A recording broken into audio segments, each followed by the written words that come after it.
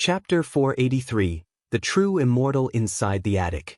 Guan was reading a book, his divine sense watching Zhu Shi leave the third medicine valley. This girl's temperament. Guan didn't quite know what to say about it.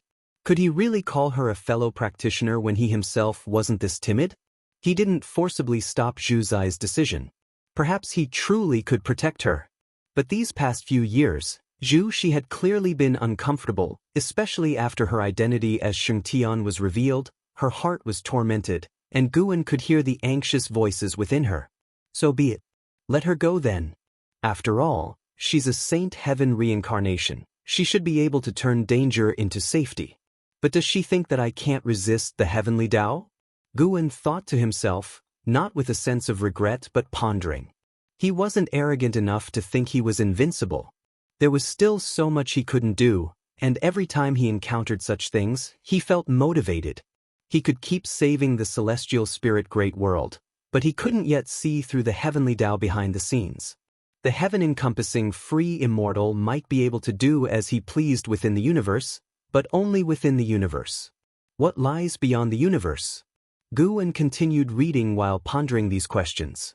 He didn't attempt to divine Zhu Zai's future fortunes. Ever since the incident with Xiaochuan's reincarnation, he tried not to predict the future as much as possible, to avoid knowing too much and wanting to change things, bringing about more variables. Actually, not knowing the future might be a good thing. At least it leaves room for anticipation. Guan had sought too much foresight before, and it made him feel life was dull. Perhaps in the next era, I can consider staying somewhere else. Guan silently thought, the corners of his mouth curving upwards. He, too, started looking forward to the future, to a completely new life. As autumn gave way to winter, the snow blanketed the land in white. In the mountain god temple within the North Sea mountain ridge, profound mysterious Zhenren stood on the eaves, gazing at the distant battle in the sky. The fierce wind raged, the forest shook violently, wave after wave, a sight of magnificent grandeur. Yet profound mysterious Zhenren's figure was immovable, his eyes shining brightly. Despite having stood guard here for over 1,000 years, making his Tao heart even more steadfast deep down, he still harbored the blood of one who longed for power. He was the most talented individual in the history of Mount Sanqing. It was just too bad that Li had stolen his thunder, becoming the most celebrated prodigy of the Li family and Mount Sanqing. Nevertheless, staying here hadn't halted his progress. With the help of the mountain god, he had achieved nirvana and stood on the eaves with the demeanor of an immortal. Inside the courtyard, a Taoist child around 12 or 13 years old squatted in front of the pill furnace, fanning the flame. Wisps of blue smoke drifted up. From time to time, he wiped sweat from his brow or looked up at profound, mysterious Zhenren on the eaves. After a good while, the Taoist child couldn't help but ask, "Master, what are you watching? Isn't this fierce wind just a natural wind of the world?" The forest was dense, and he could not see the situation at the horizon, thinking it might rain soon. Profound mystery Zhenren replied, "It's nothing, your teacher was just watching two sparrows fighting. As for this wind, there are plenty of strange winds in the North Sea mountain ridge. You'll encounter them yourself later on." The Taoist child's eyes widened, and he asked curiously, "Such a big wind, and there are still sparrows fighting? I've never seen sparrows fight before. I want to watch too. Just focus on refining your pills and don't forget why you came." Profound mystery Zhenren answered offhandedly, and the Taoist child could only pout in response. The Taoist child followed up with a question, "Master, why hasn't the mountain god appeared yet?" "He will appear when it's time. Perhaps your heart is not sincere enough." Then, "Master, is the true immortal inheritance those people talked about a few days ago real? Why don't they believe in the mountain god?" "You'll understand when you grow up. Many people are not in pursuit of the responsibilities of immortal gods, they just seek the power of immortal gods. You should also think carefully about what kind of person you truly want to become." Profound mystery Zhenren spoke calmly, his tone like a breeze that settled the Taoist child's heart into tranquility. Even the persistent strong winds could not disrupt the tranquility within the courtyard. A figure entered the temple precinct. It was He Qingsong. He Qing first looked at profound mystery Jinren on the eaves, then turned his gaze to the Taoist child. Profound mystery Jinren turned his head to look at He Qing, frowning.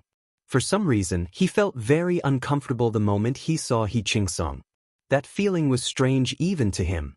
"Do I give you a very uncomfortable sensation?" He Qing asked, his gaze then drifting towards profound mystery Jinren. Profound mystery Jinren appeared out of nowhere in front of him, and the Taoist child looked nervously at He Qing, thinking to himself, "Could this person be a demon? Who are you and what brings you here?" Profound mystery Jinren stared at He Qing and asked. He Qing answered, "My name is He Qing. The name isn't important. The significance of this body is to act for great heaven and earth. You've been too close to an existence that conflicts with heavenly Tao, which is why you subconsciously feel hostility towards me. This is also the emotion you experience after facing the will of heavenly Tao's rejection." "What do you mean?" "Who is rejected by the heavenly Tao?" Profound mystery Jinren frowned. He Qing, unchanging in expression, said, "You know very well who he is. I can only tell you that there truly are immortals in the world, but he is not one. Immortals, being high above, cannot be glimpsed by mortal spirits. You've already entered the nirvana realm and are on the path to pursue immortality. You should revere immortals." Profound mystery Jinren coldly said, "Aren't immortals supposed to be the protectors of all beings? Why must they clearly delineate themselves from sentient beings?" "That's just the thinking of mortals. Who said immortals have to protect sentient beings? Immortals create living beings, create heaven and earth, create everything. In the eyes of immortals, all things are equal. Your current resentment is misguided. The current suffering of sentient beings is due to their excessive pressure on heaven and earth, which is the self-protective consciousness of heaven and earth. The unending calamities are just because heaven and earth want to unload the burden. Sentient beings are that burden. And immortals recognize and support heaven and earth in shedding that burden." The words of He Qing made profound mystery Zenren's face turn ugly, and they rocked his Tao heart. "Are immortals really like that?" He Qing lifted his right hand, and a broken piece of white jade appeared in it.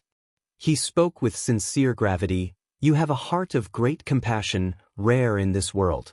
You are indeed destined for an immortal fate. This jade is called Celestial Tao Jade. It can avert all tragedies, but it also requires a price to be paid. I gift this jade to you. Whether to use it and how to use it is up to you." As his words fell, the Celestial Tao Jade flew into the hands of profound mystery Jinren.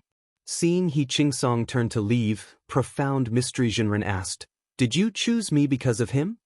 Without stopping, He Qing said without looking back, "Your heart yearns for the immortal, and actually, the immortal can also feel it. To use your own words to your disciple just now, you can't feel the immortal, simply because the time has not yet come. If you want to become an immortal, you must understand everything, must go through tribulations of the mortal world. Only when you are not swayed by emotions do you qualify to become an immortal." After stepping out the door, he disappeared into thin air as if he had never been there. Profound mystery Jinren looked down at the Celestial Tao Jade in his hand, his brow deeply furrowed. The Taoist child came to his side, curiously looking at the Celestial Tao Jade, asking, "Master, is what he said the truth? Is the mountain god not an immortal?" Clutching the Celestial Tao Jade, profound mystery Jinren took a deep breath and said, "Disciple, your teacher will teach you a lesson today. Do not listen to what others say, look at what they do. Your faith should not be defined by anyone else. Whatever you believe in, that is the truth."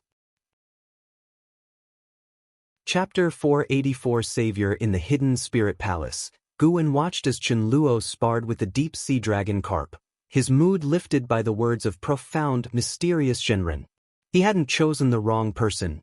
As for He Qing, he didn't pay much attention to him because he saw many people like He Qing spreading the concept of immortality everywhere, and their numbers were growing. It was as if they had suddenly come to a realization, their bodies entwined with the celestial Tao destiny. These individuals wanted to convince all living beings of the existence of immortals and to revere the heavenly Tao. Because of this, they intended to topple everything, to knock down the images of Holy Court, supporting Dao Sword Venerable, and Yang Immortal Emperor as the strongest figures in the hearts of the people, making them understand that the heavenly Tao decides everything. According to this trend, given enough time, all beings would believe in the heavenly Tao, believe in destiny, and any powerful existence would also fall in the hearts of the people, planting a seed in their minds. Apart from the heavenly Tao and immortals, nothing is eternal. There would no more be a ruling force as enduring as the Holy Court, because even those in the Holy Court would believe that it could be overturned, as long as the celestial mandate was with them. Bang Tin Luo hit the ground hard, causing the surface to cave in and form a web-like fissure. Drained of spiritual power and chi power, his long hair was disheveled as he let out a breath, unable to stand up again. Su Ling appeared by his side. She did not pity Chen Luo but instead teased him. See, debasing your own cultivation level, even if you've recovered now, your strength isn't what it used to be.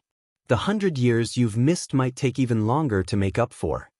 Chen Luo gave a bitter smile. I really was too impulsive before, after you died. All I could think about was chasing after you. Hearing this, Su Ling's teasing mood dissolved. She squatted, helping him up. The deep-sea dragon carp, clad in white, descended from the sky. Though he still appeared feminine, his temperament was no longer as fragile as before.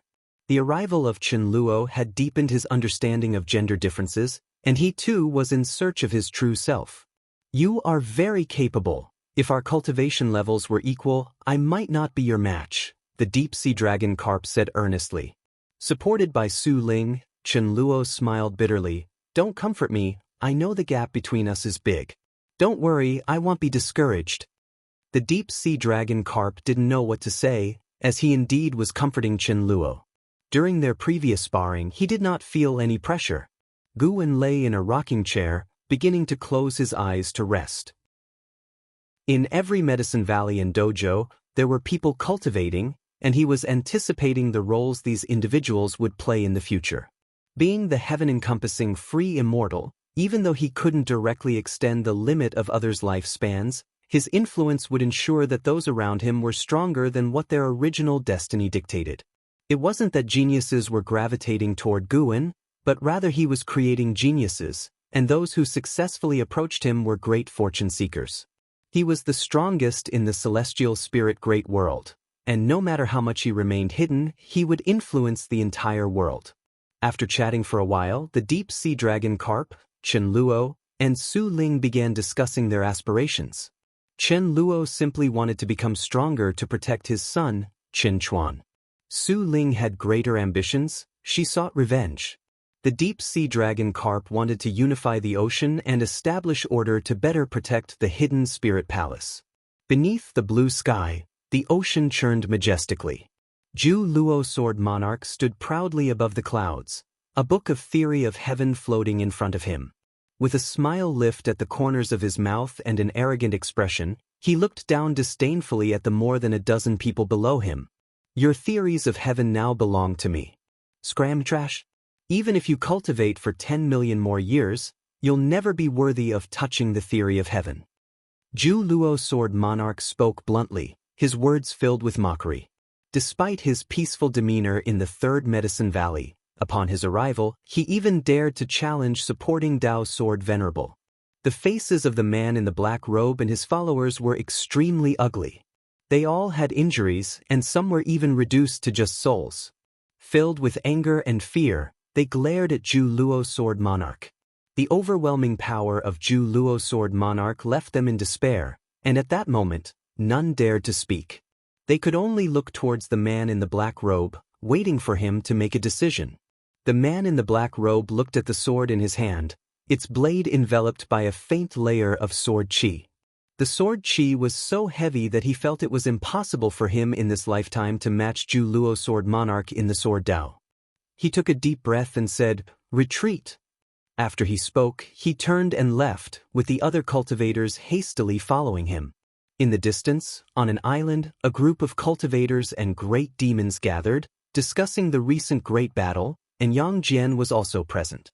Yang Jian gazed at Ju Luo Sword Monarch from afar, filled with emotion. What a powerful sword Dao! He even felt that Zhu Luo Sword Monarch was invincible. However, the thought that Zhu Luo Sword Monarch had once stayed in the Third Medicine Valley for hundreds of years made him speculate just how high his master's Dao practice might be. It was said that the Saint Heaven reincarnation also appeared in the Third Medicine Valley and apprenticed under his master. Yang Jian's heart began to waver, suddenly doubting whether leaving the Third Medicine Valley had been a mistake. If he had stayed, might he have encountered greater opportunities? He could not be sure, but he could at least confirm one thing: the cultivation techniques and divine skills his master had taught him were enough to let him surpass reincarnation. Zhu Luo Sword Monarch now holds 6 volumes of the Theory of Heaven, and he is not far from receiving the true immortal inheritance. He doesn't even seem to be looking for the Theory of Heaven, simply waiting for others to challenge him. It is said that he has reached the 9th heaven of the immortal path.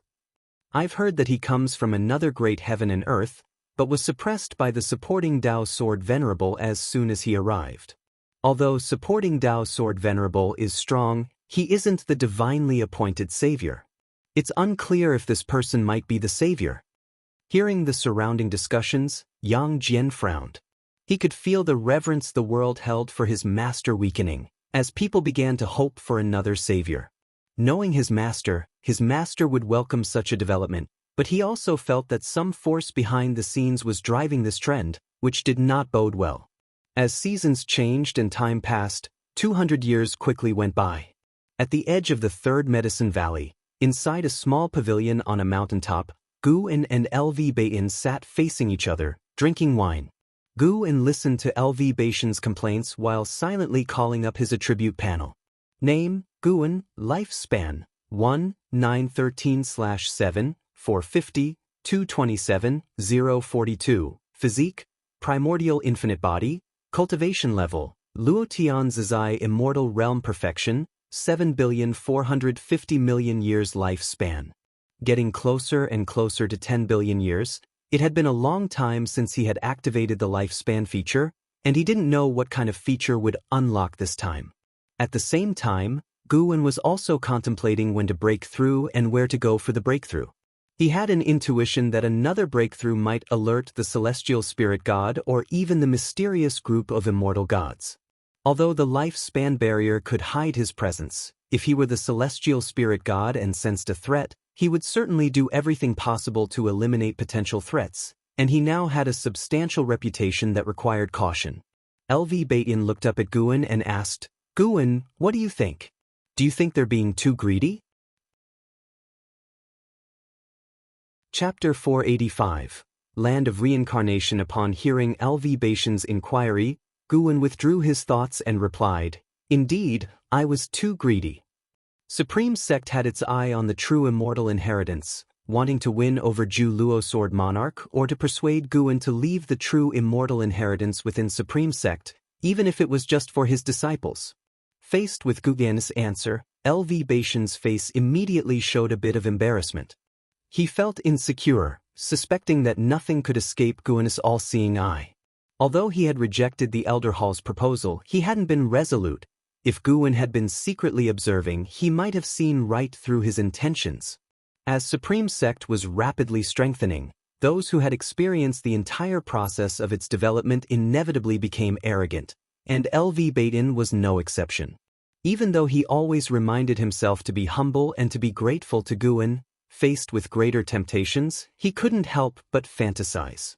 Would Supreme Sect not have hoped to replace the Holy Court, the Immortal Dynasty, if they were to produce a true immortal? It was evident to the discerning that both the Immortal Dynasty and the Holy Court were going to collapse, with the Celestial Mandate belonging to other sections. In these 200 years, the talk of Celestial Mandate had spread widely, even within Supreme Sect, leading many to believe without doubt, including LV Baitin.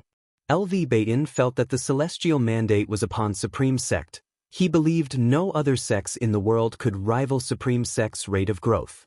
Though the Profound Abyss Divine Dynasty and Celestial Demon Great Sect were strong, those were powers descended from outer heaven, not a product of normal development. Watching the changes in LV Baitin's expression, Guan also felt a wave of emotion. Truly, times change and people with them. However, he could understand the thoughts of Supreme Sect's upper echelons. For over 1,000 years, after learning of Guan's true identity, Supreme Sect tried its best not to bother him and even helped him deal with many unnecessary trivialities. Perhaps Supreme Sect thought that seizing the true immortal inheritance was just a small effort for Guan, not very time-consuming. Guan was tired of it. He owed Supreme Sect no favors. He had long since repaid the grace of their past protection. Guan spoke up, "Life is like the tide, and people chase the waves, pursuing the destination of the celestial mandate. You wish for it too, and I don't mind, but wanting the celestial mandate depends on yourselves. I am powerless to help." Upon hearing this, LV Bayan involuntarily opened his mouth, wanting to say something, but found himself unable to speak. Guan raised his right hand, revealing startling black lines in his palm. "What is this?" LV Bayan's eyes widened as he asked nervously. Guan was not just the faith of Supreme Sect, but also his backbone. If something happened to Guan, how could he remain calm? Guan said, "This is the consequence of intervening too much. If my cultivation dissipates and I become a cripple in the future, I wonder if Supreme Sect will still have a piece of Medicine Valley for me to live out my days?" LV Bayan's face paled dramatically. He had not expected Guan to have such a hidden ailment. But on second thought, considering the powerful enemies Guan had faced for Supreme Sect, for all living beings, it was not unthinkable that he would be injured. LV Bayan panicked, more than he had ever been in his life. He hadn't panicked when ousted by the vice sect leader or when forced into feigned death. He hadn't panicked when misunderstood by his son, or even when his son spoke of killing him. But now, suddenly unsure of what to do, his heart was filled with shame and regret. He knew only to ask of Guan, never once inquiring about the pressure Guan faced. If he had known sooner, maybe Guan's injury would not have been so severe? Guan teased, "Sect leader, if I were to be crippled, would you still be willing to transfer power to me?" LV Bayan wanted to comfort him, but thinking of the gap between their realms, he felt he lacked the standing to offer consolation. "Of course I would," he said laughing. "I am not in the integration realm now, but the Mahayana realm, which is sufficient for you to live out the rest of your life in ease, though the position of sect leader might be uncertain, considering even I have to rely on you for my standing." With the resources of the Supreme Sect, he smoothly reached the Mahayana realm, but his cultivation level was quite embarrassing for someone in the position of sect leader. Guan laughed. "That's true. A sect leader in the Mahayana realm is rather disgraceful. My cultivation speed isn't slow, and it's not like everyone can be like and how. If I ever lose my cultivation, I'll change my name and surname, and from then on, call me Elder Gu. Sure, when the time comes, I'll accompany you." The two laughed and talked as if they had returned to over 1,000 years ago. Guan was just trying to scare LV Bayan, but he didn't expect LV Bayan to take it to heart. That was good too.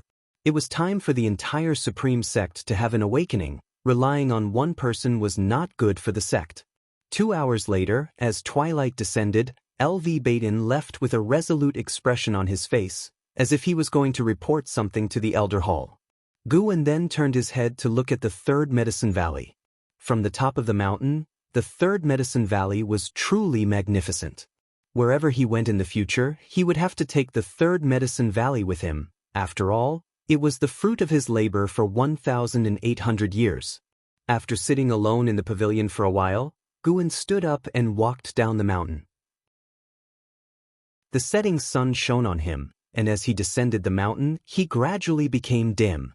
Upon returning to the valley, Guan stopped under the attic, looking into the distance. Chen Chuan was sparring with Long Qing, drawing crowds of disciples to watch and cheer. Chen Chuan had a strand of celestial Tao destiny about him, very faint, hard to detect, but it sure existed. Guan glanced once and continued upstairs. "Master, Elder Li of the Inner Sect Refining Hall is about to host a birthday feast for his 2000th year, and he has sent someone to invite you," the Blood Prison Great Saint spoke up. That Elder Li was an old friend of Guan's for 1,000 years, and after living past 2,000 years, he would face his mortality in not too many years. "I understand," replied Guan. Go and find an exant, tell her to prepare a gift. Okay. Blood Prison Great Saint immediately rose and went off in pursuit of Nzin's aura. After Guan went upstairs, he sat down at the desk, turning his head to look out the window. After Elder Li's passing, Guan's true friends would be very few. He was still popular now, but more people came to him for his power. When Guan became friends with Elder Li, the Third Medicine Valley was not famous, and the apparent gap in their cultivation levels wasn't significant. It started as a chance meeting at an inn, both fond of Cyan Heroes travelogue, talking for a long time before forming a bond. A new era really is coming. Guan murmured to himself, feeling the old times and old friends fading away. He didn't dwell on it. Instead, he extended his divine sense across the universe. Choosing the place for his breakthrough was what he should care about the most at the moment. As his divine sense probed, he saw a powerful force emerging in the silent extinction domain, even flying the flag of the battle court, having already ruled over a dozen great heaven and earths. The strongest in the battle court was at the late stage of the profound Yuan-free immortal realm, a minor level higher than Sword Gu Ming had been before. They were expanding towards the direction of the celestial spirit great world, and it was only a matter of time before they would wage war. Looking around, Guan felt that to make a breakthrough, he still needed to look for a place within the reincarnation vortex. The reincarnation vortex connected to many great heaven and earths located in this universe, just that they were very far apart. However, the reincarnation vortex also led to the land of reincarnation, the destination of souls, unreachable even for free immortals. Nevertheless, the heaven-encompassing free immortal could capture traces of the reincarnation. Otherwise, for the next breakthrough, go to the land of reincarnation? As this thought took hold, Guan's eyes brightened even more. Chapter 486. Behave domineeringly. Yitianji within the dim void, dense fog swirled, with nebulae faintly visible here and there. Within the source of the light hung a grand hall, with 9 suns suspended above it, arrayed in a fan shape. Beneath the 9 suns, a black throne stood upon a high platform, upon which an imposing figure sat. He was clad in armor, with a broad physique, wearing a divine crown reminiscent of a Qilin's head, from which emerged his cold and authoritative countenance. White hair fluttered at the sides of his face, as he supported his head with one hand in a languid pose, continually exhaling turbid breath like a true dragon taking a brief rest. A bolt of lightning struck from the depths of darkness, hitting the grand hall and transforming into a winged man. He was dressed in dark cyan Taoist robes, with a grim expression and long hair cascading freely, resembling a fierce ghost. In front of the seated figure, the winged man seemed so diminutive, like facing a towering mountain. My lord, it appears that the power of the immortal gods is intervening in this universe. The winged man spoke with a grave tone, clearly wary of the immortal gods. The seated figure slowly opened his eyes, his pupils gold in color, which made him look even more majestic and overwhelming. Immortal gods? Ridiculous. In this great thousand world there is but one immortal god. He would not interfere in internal strife. Besides, this great thousand world betrayed the immortal god in the past. The dissatisfaction of the immortal god with this world is not so easily dissipated. His gaze shifted to the depths of the universe, the scenery of the celestial spirit great world reflecting in his pupils. Hearing this, the winged man frowned and asked, "Do you mean someone is masquerading in the name of the immortal gods?" The seated figure replied, "Both the heavenly Tao and the immortal gods wield their power despotically. They would not engage in so many roundabout tactics. However, it is just as well, let them test the depth of the celestial spirit great world. Our task is to capture the remnants of the Long clan." The winged man pressed on, "But within the celestial spirit great world lies the celestial Tao golden core. Why not take it for ourselves?" The seated figure did not respond again, and simply closed his eyes. The grand hall fell into silence, the 9 suns still blazing fiercely, bringing endless light to the void. Suddenly, the winged man seemed to sense something, swiftly turning around to look, only to see in the deep darkness of the void a pair of vast eyes staring back at them. Those eyes were like the eyes of the universe, making the nebulae in their presence pale in comparison. The descendant of the Long clan is indeed in the celestial spirit great world, and he will vie for the celestial mandate. A voice, ancient and strong, resounded. This voice was unmistakably He Chingsong's, but it was stronger, as though a supreme deity proclaiming the laws of the world to all living beings. The seated figure opened his eyes and looked, mocking, "So it's you. I hadn't expected you to still not have given up the chase." The vast eyes in the void continued, "Yi Tianji, we could join forces. Perhaps the people of the Long clan are hiding under the employ of the supporting Dao Sword Venerable. If so, you cannot avoid dealing with him, an entity even the silent destruction god emperor suffered a setback from. I promote the celestial mandate, and you eradicate the enemy's remnants. Our actions do not conflict." The figure referred to as Yi Tianji remained unflustered, merely staring calmly at those eyes, his thoughts inscrutable. The void returned to silence once more. "Unless you tell me exactly who the descendant of the Long clan is, I shall not readily believe you," Yi Tianji finally spoke. The vast eyes in the void narrowed slightly, hearing Yi Tianji continue, "But you have another option. You could concede the celestial Dao Golden Core to me. I might then consider assisting you." The celestial Dao Golden Core.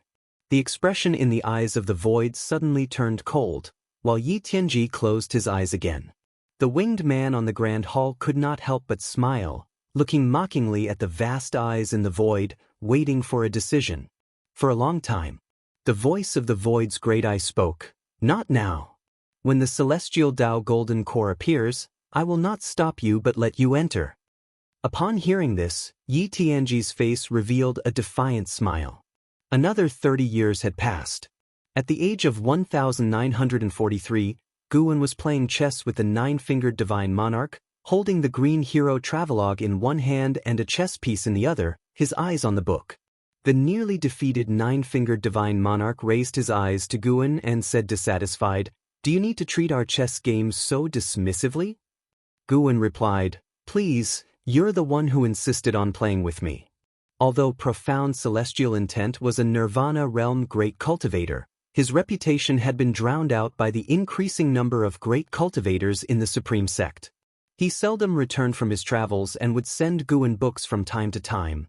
Guan was reading firsthand new releases, and by the time he finished, the Green Hero travelogue would only then start circulating in the market. This volume of the story was particularly brilliant. The hero encountered a woman with deep-seated enmity toward him. They chased each other at sea and ultimately encountered an attack from a great demon. Both were poisoned and temporarily lost their cultivation levels. They ended up stranded on a deserted island, entangled in love and hate. Even without other characters, watching their interactions with the island's demons was also very intriguing. Zhu Luo Sword Monarch holds 8 volumes of the Theory of Heaven and is just missing the last one. He waits inside his Zizai Sword City, saying that if he loses, he will surrender all 8 volumes. Yet, even so, the final volume of the Theory of Heaven has not revealed itself. The nine-fingered divine monarch sighed, and his face was filled with admiration when he mentioned Zhu Luo Sword Monarch. His realm was worlds apart from Zhu Luo Sword Monarch, which is why he held such reverence. Furthermore, having played chess with him before, he felt a connection and especially paid attention to news about Zhu Luo Sword Monarch.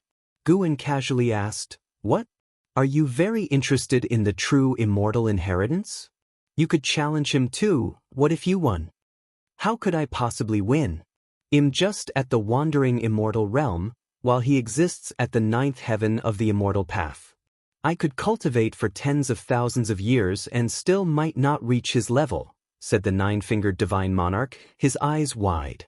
Seeing that he did not want to continue the chess game and was changing the subject, Guan said irritably, "Tens of thousands of years?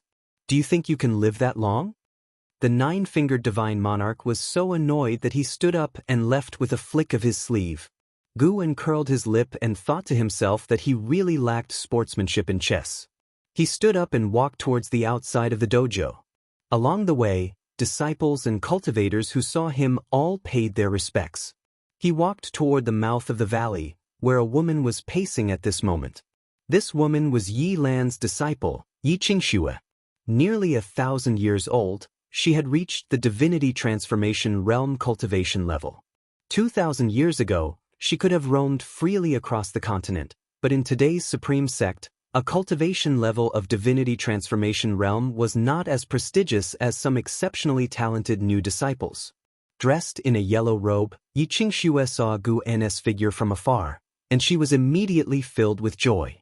Just as she was about to step forward, she hesitated again. As a child, she had been disrespectful and hostile towards Guan. She felt that her master, being so powerful, shouldn't have to curry favor with Guan. But ever since she realized that Guan was the supporting Dao sword venerable, she understood how ridiculous she had been. Because of this, she dared not see Guan anymore. Since her master's death, she had kept this relationship secret and did not speak of it.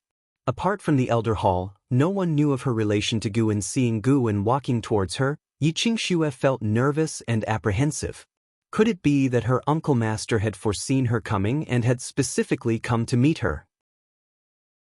She thought it highly likely, given that her uncle master was the supporting Dao sword venerable. But she also feared that she might be overthinking it. With her relationship with her uncle master not being particularly close, he certainly had many similar relationships. Surely he couldn't take special care of every junior?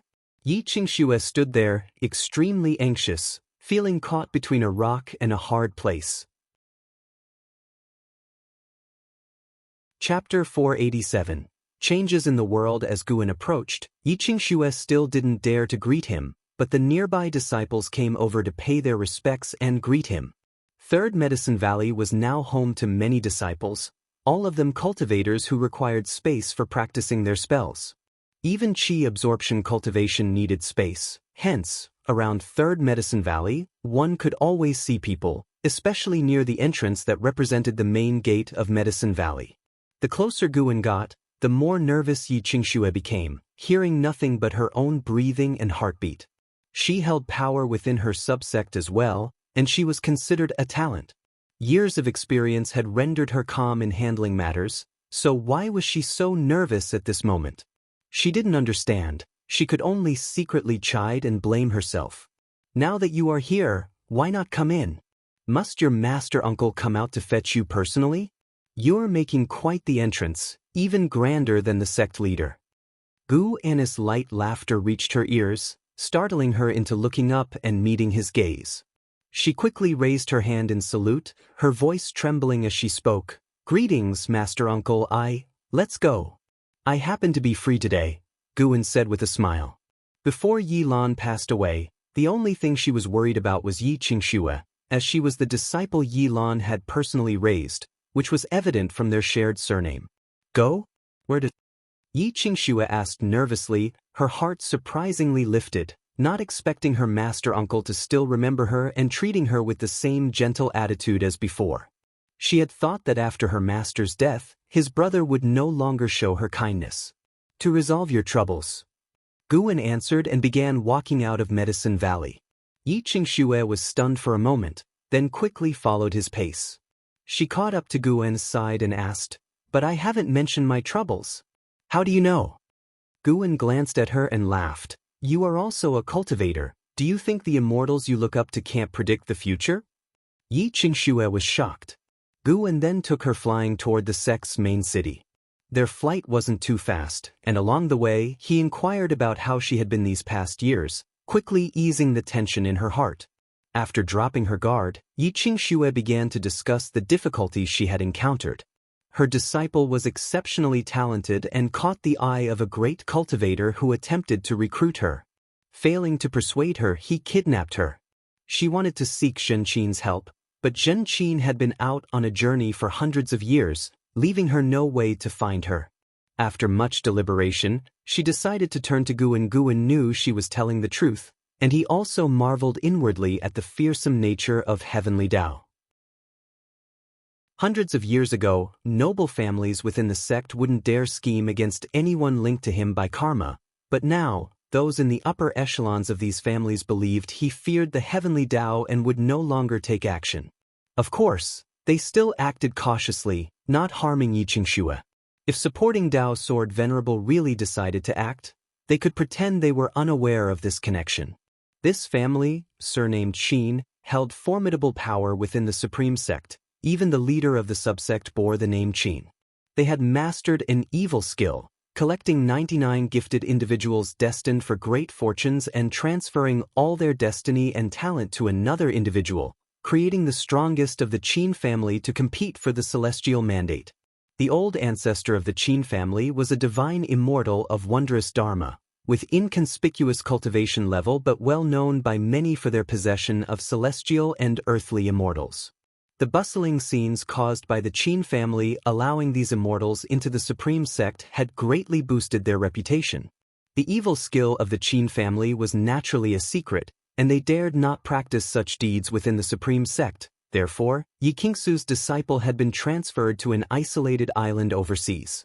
After Yi Qingxue finished speaking, she looked at Guan with pleading eyes. To her, the Qin family was a colossal entity that could not be shaken. She had mobilized all her connections, even reporting to the law enforcement hall, but all efforts vanished without a trace. She had also received warnings, but for some reason, the Qin family hadn't taken action against her. Guan continued forward, his gaze fixed on the path ahead, the breeze fluttering his robe. He spoke, "Qingxue, do you feel that the changes within the Supreme Sect are significant? Are the changes in this world significant?" Yi Qingxue was perplexed and didn't understand why Guan suddenly asked such a question. After a moment of consideration, she said, "The changes are naturally significant. Aren't all things in the world changing? Every place has its dark corners, and my disciples' experiences are just an exception and won't affect my sense of belonging to the Supreme Sect." Guan glanced at her, a smile spreading across his face. Yi Qingxue thought Guan was satisfied with her answer, and a smile also appeared on her face. With a senior brother stepping forward, there would surely be hope for her disciple. The pressure that had enveloped her for several days dissipated, and she began to think about how to repay her senior brother. Half an hour later, Guan and his companion finally arrived at the Elder Hall in the sect's main city. This place was the power center of the Supreme Sect, and its influence was even greater than that of the sect master's mansion. In front of the grand doors of the Elder Hall stood two 10-meter-tall Qilin stone statues, lifelike and imposing, giving an overwhelming sense of oppression. Looking at the three characters on the plaque, Yi Qingxue became nervous again. She had been here hundreds of years ago, accompanying Yi Lan on some errand, and the important figures in the hall had left a deep impression on her with their commanding aura. The disciple guarding the door, seeing Guan walking straight towards it, subconsciously meant to ask questions. He had just taken a step when a voice reached his ears, causing his face to change dramatically, and with a thud he knelt down. It wasn't just him, the other gate-guarding disciples also knelt down, looking toward Guan excitedly. Yi Qingxue, seeing them suddenly kneel, naturally guessed that they had recognized the identity of her senior brother. Guan walked straight into the mansion, and along the way, every disciple and cultivator who saw him also knelt down in succession. Some recognized him, but many were just alarmed or prompted. Even Yi Qingxue noticed something amiss, seeming to sense that someone was secretly watching Guan along the way. She thought of one of the sect's branches, the most mysterious one. Darkhold. "Guan, what brings you here?" A voice sounded, revealing ancient sect with a smiling face coming up to greet him. He was one of the few elders who had a very good relationship with Guan. They had known each other for 1,900 years, back when Guan's identity as the supporting Dao Sword Venerable had not yet been revealed. Guan spoke with a smile, "Arrange it, I need to see all the elders." Ancient sect's heart skipped a beat. Guan had never made such a request before, and his first thought was that something serious had happened. And it was something major. He didn't dare to ask further and immediately went to make arrangements. Yi Qingxue, watching Guan's commanding presence, looked at his back in admiration, not even realizing that her gaze was now the very one she had most despised in the past. Her master had looked at Guan in the same way. One by one, elders appeared out of thin air, and upon showing themselves, they immediately saluted Guan. Seeing that Guan did not pay attention to them, they too became anxious. Guwen was known for his gentle demeanor and meticulous courtesy, and was well respected, but if he forewent these courtesies, the elders could feel the terrifying pressure from the supporting Dao sword venerable. Many elders even thought about fleeing the place, yet they were afraid of offending Guwen. They wondered in their hearts, what exactly had happened? Was it an invasion by external enemies, or did some reckless fool provoke the supporting Dao sword venerable? Their eyes inevitably fell on Yi Qingxue. With the supporting Dao sword venerable bringing this woman, there had to be a reason. Chapter 488. Incomprehensible Methods. Vice sect leader Ji Hantian also appeared, and he personally led Guwen and Yi Qingxue to the conference hall. In the end, Guwen sat in the seat of honor, with Yi Qingxue standing by his side, while the other elders stood as well. Seeing Guwen with his eyes closed, they couldn't help but communicate secretly through sound transmission technique. Because everyone was using the sound transmission technique, the conference hall fell silent, and Yi Qingxue was extremely nervous, her body taut with tension. At this moment, she also worried that the situation might blow up too big. Could it be that because of her and her disciple, the supreme sect would crumble and disperse? She couldn't bear such an outcome. The Qin family was merely interested in her disciple's talent and didn't intend to harm her disciple. If she didn't approach Guwen, her disciple would just lose his freedom. But if the supreme sect lost Guwen, it would affect everyone in the supreme sect. Yi Qingxue began to blame herself, thinking she should have explained the situation clearly before coming. She looked at Guwen, wanting to speak but hesitated. Little did she know, what she understood was not the truth. The Qin family not only wanted her disciple, they wanted his life. Time continued to pass. More and more elders arrived, and some changed their expressions when they saw Yi Qingxue, presumably guessing the reason. LV Baiyan also arrived. He had the best relationship with Guwen and thus mustered the courage to ask why Guwen had come. It's nothing much, just want to say a personal farewell to everyone. Guwen said with closed eyes, and as soon as these words came out, everyone panicked and began to discourage him. Sword Venerable, is there something we have failed to do? Yes, Sword Venerable, the Supreme Sect can do without anyone but you. Who has offended you? Just say the word, and the Supreme Sect will definitely give you an explanation. Sword Venerable, don't scare us. Sword Venerable, where are you planning to go? The elders, no matter from which powerful family they came, even those from the Qin family, were thrown into disarray. To this day, most of the Elder Hall's members were newcomers. They had joined the Supreme Sect because of supporting Dao Sword Venerable. Without supporting Dao Sword Venerable, what was the Supreme Sect? Guwen opened his eyes and looked at the faces in the hall. Most were unfamiliar, just like the current state of the Supreme Sect, which made him feel increasingly alienated. It wasn't just that old acquaintances were passing away. The sect's spirit was changing and seemed no different from other sects. The law of the jungle, where the strong are revered. Chivalry was not often mentioned by most people. Pursuing the celestial mandate had become everyone's goal. This atmosphere had even spread to the Third Medicine Valley. Although this was the machination of those pursuing the heavenly Tao, the fact that it was so easily shaken still made Guwen somewhat weary. With his current divine skills, he could go anywhere and take his Medicine Valley with him. Guwen was indeed planning to change locations, go into seclusion to cross the tribulation, and reach for a higher realm. The strife in this world was still long, with never-ending tribulations and continual unexpected twists. Being in the spotlight would only bring incessant troubles to those around him. LV Baiyan fell silent. He was not as panicked as the others, thinking Guwen wanted to recover from injuries. If Guwen was truly weary, he would not stop him. In his eyes, Guwen had no obligation to always guard the Supreme Sect. He had heard about what He Qingsong had said previously in the Third Medicine Valley, and he was aware of the heavenly Tao resisting Guwen. The Supreme Sect seemed stable, but who really knew the pressure Guwen faced? Guwen looked over everyone, making them lower their gaze as the discussions abruptly ceased. Suddenly, Guwen raised his right hand, and something appeared in his palm out of nowhere, covered with a faint silver light, and water surrounding it. Upon close inspection, it wasn't just a rock. It turned out to be an island, but in Gu En's palm, it looked like a rock. "What's this?" LV Baiyan asked with a frown.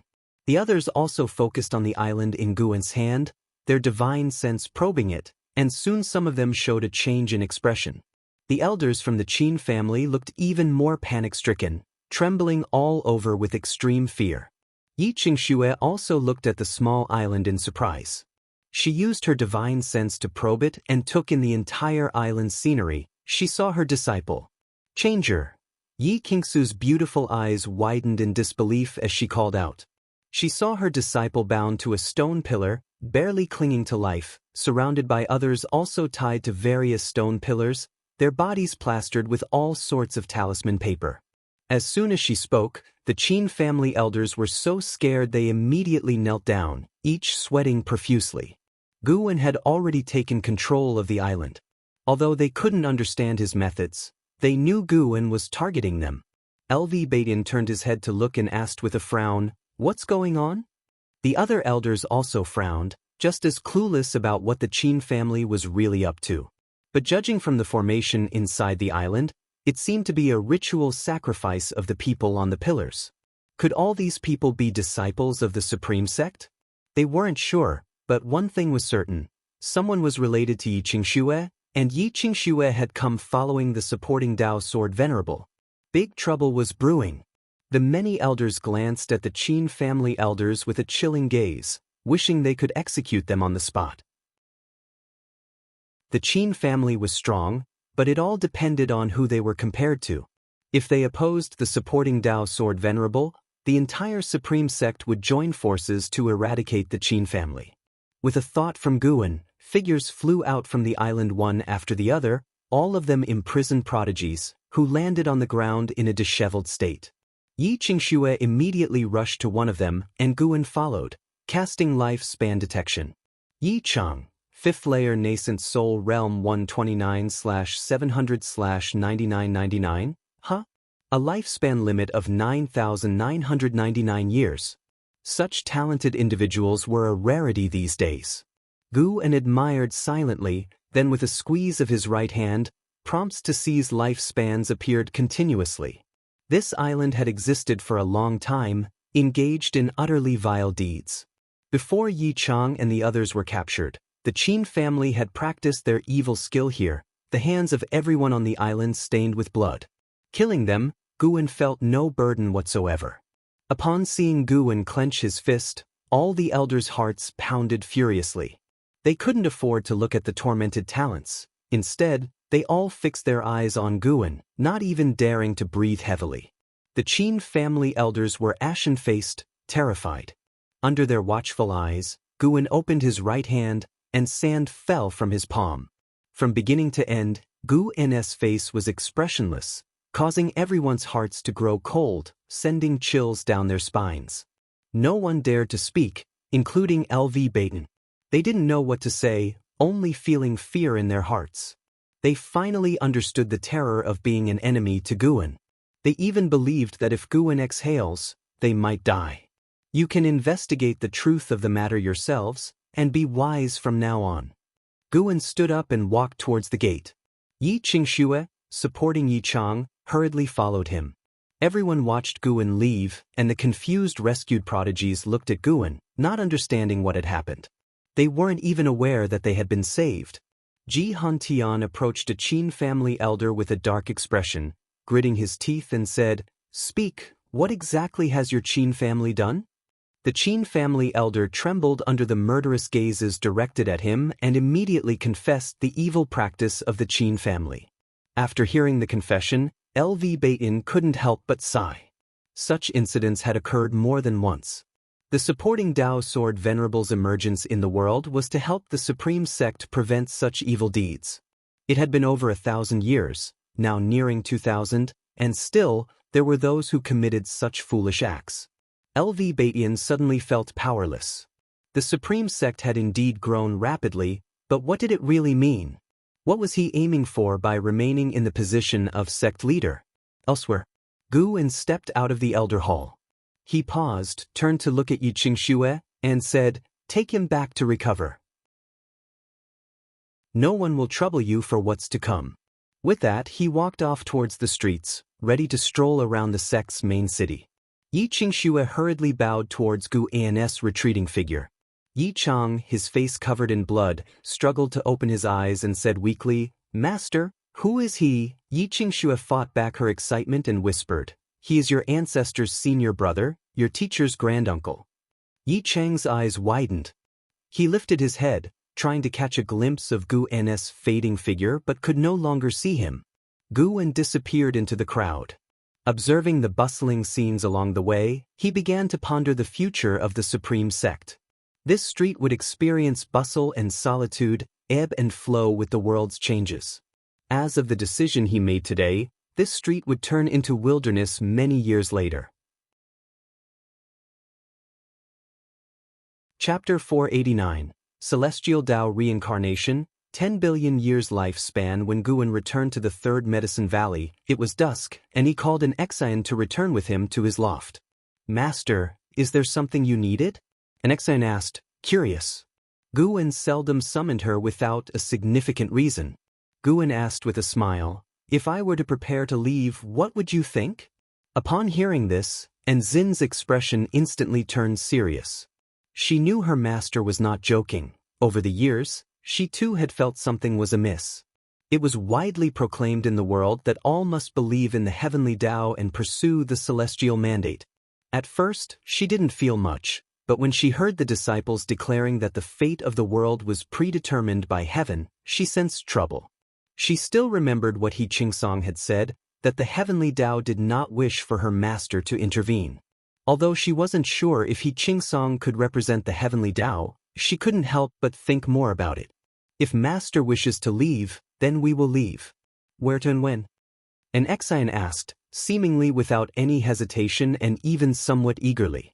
Guan shook his head with a wry smile and asked, "Don't you have people or things you would hate to leave behind?" An Exian replied, "Although I am the major disciple of Medicine Valley and have close relationships with many disciples, I know where everything I have comes from. I only care about master and my senior fellow disciple." She was gentle by nature, considerate in her interactions, but that didn't mean her heart was indecisive. Guan could hear the sincerity in her voice. His lips curled up as he said, "Since that is the case, I entrust you with a task. Select a suitable disciple from the third Medicine Valley to take over as the Valley Master in the future. Of course, do not reveal my intentions for now." An Exian immediately agreed. Then, she began to inquire where Guan planned to go, but Guan did not answer her. For he was also hesitating. The universe was vast, with many worlds. It was worth considering whether to head to outer heaven or stay in the celestial spirit great world. Under the mystical star-studded sky, the celestial Tao golden core emitted endless light, illuminating the entire universe. Boom! A gust of wind rushed toward the young immortal emperor, causing his golden robe to billow intensely. He squinted, looking towards an house standing before him. 10 feet away, an house stood with his back to him, his body enveloped in golden flames, his long hair fluttering, radiating a soaring aura. This aura is almost catching up to that of celestial and earthly immortals. How has his strength increased so quickly? Something's not right. The young immortal emperor's eyes flickered with suspicion. And Hao slowly turned around, glancing sidelong at the young immortal emperor, his expression indifferent and totally unlike his usual self, causing the young immortal emperor to frown. "What's wrong?" the young immortal emperor asked. And Hao said, "A powerful being is targeting the celestial Tao golden core. They are already waiting for its emergence." "Did the celestial Tao golden core tell you that?" the young immortal emperor asked. And Hao didn't reply but instead fixed his gaze on the young immortal emperor and said, "The calamities of the immortal dynasty are approaching. The fierce battle you hope for is perhaps wishful thinking." "Calamities?" The young immortal emperor's brows furrowed tighter, his doubts about Hao's state growing. And Hao said solemnly, "Your Majesty, if the immortal dynasty faces the danger of annihilation, would you sacrifice yourself to save it?" Whoosh! The young immortal emperor heard a noise behind him, and as he turned, he saw a ring of light emerging on the surface of the celestial Tao golden core, quickly expanding to display the thriving scenes of the immortal dynasty. As he watched, a hand descended from the sky, uprooting the continent where the immortal dynasty was located and moving it to outer heaven. Next, this hand crushed the entire immortal dynasty into dust, leaving nothing behind. The young immortal emperor's face turned grim as the scene within the ring of light vanished, leaving only a vague figure standing inside, seemingly waiting for him. The celestial spirit's archenemy has targeted this realm. Destroying the immortal dynasty is just the beginning. Next is the holy court. What will you do? This being surpasses even the free immortal, and Hao said, his tone indifferent, as if possessed by some supreme being. The young immortal emperor looked at him again and asked, "Who are you really?" And Hao's expression didn't change as he answered, "I am still in Hao, just that I have been tempered through the celestial Tao reincarnation over the years, making me different from before." Heavenly Tao reincarnation? I kept experiencing the destruction of the celestial spirit great world, where each time, all beings were annihilated, the world shattered, and the heavenly Tao golden core was taken by a mysterious and powerful being. I kept changing the situation in the reincarnation, but the outcome was always the same. As long as the world shattered and the light of the heavenly Tao that enveloped the world dispersed, that mysterious being would make a move. And Hao said in a tone laced with inexplicable meaning, filled with sadness and resolution. Young immortal emperor was not startled but looked deeply into his eyes and asked, "If that's the case, what good does my sacrifice do?" And Hao looked toward the heavenly Tao golden core and said, "The heavenly Tao golden core will grant you strength that surpasses that of the Zizai immortals, but from then on, you will become a puppet to the heavenly Tao golden core. Your emotions will be erased, you will still be you, but there are many things you will no longer be able to do, and that is only if the transformation is successful." Young immortal emperor, with a smile curling the corners of his mouth, responded, "That sounds a lot like the celestial sect wandering the human world." He turned to look at the heavenly Tao golden core, and the figure within the halo gradually became clearer. It was another him, as though he were looking into a mirror. Flames sparkled in young immortal emperor's eyes, growing more intense. Years flew by, another 200 years had passed. Third Medicine Valley. Ancient sect stood in front of Gu An's loft, his face filled with complex emotions. An Exen standing beside him said, "Elder Gu, go back. If Master returns, I will inform you." Gu Yu, alongside Ancient sect, couldn't resist asking, "It's been over 150 years since he left, why hasn't he returned? Could he truly be gone? The Qin family has already been punished and even expelled. Can't he let go of his grudges?" An Exen shook her head and replied, "It's unrelated to that. Master left because of something else. You're overthinking it." Ancient sect stopped Gu Yu from saying more. "Let's go back. Perhaps we are overthinking it." Elder Gu sighed, then turned and left. Gu Yu could only follow in his footsteps. Under a nearby tree, where the blood prison great saint was meditating, he opened his eyes and watched them leave, his face showing a mocking smile. An Exen turned and left without lingering under the loft. At the same time, inside the loft, Guin had not left. He was lying on a chair reading a book. He had merely concealed his own aura and fate, thus misleading others into thinking he wasn't there. Even if someone were to enter now, they wouldn't see him. After finishing the last page, Guin pulled up his attribute panel. Name, Guin, lifespan, 2-143/9-999-605-001. Physique, primordial infinite body. Cultivation level, Luotian Zizai immortal realm perfection, 99 billion years of life. So close to 100 billion. Guin was eagerly anticipating his new life abilities, hoping they wouldn't disappoint. The reason he feigned departure early was to prepare for his breakthrough. The next breakthrough would surely shake heaven and earth, and he also wasn't sure if his journey to the land of reincarnation would alarm the celestial spirit great world, so he chose to hide himself in advance. Now, other than the celestial spirit god, no one should be aware that he was still there. He shifted and began to gaze into the distance. He sensed a formidable power approaching the celestial spirit great world. Taoist Zhang Zizai immortal. This being wasn't seeking to destroy the celestial spirit great world, but was targeting a corner of it. That direction was the immortal dynasty. Guan started to look forward to the so-called Heavenly Tao Golden Core and whether it could truly help Yang Immortal Emperor defeat an enemy greater than a Zizai Immortal. Because of an Hao, Guan often kept an eye on the Heavenly Tao Golden Core. Located in a special space, Guan was able to perceive it partly because he had secretly left a Tao Destruction Destiny seal on an Hao. He could feel the changes in an Hao, his celestial Tao destiny far more intense than that of puppets like He Qingsong. Chapter 490. The Great Tao is boundless deep within the universe. Amidst the darkness, a purple rainbow sped along at an inconceivable speed, its target being the celestial spirit great world.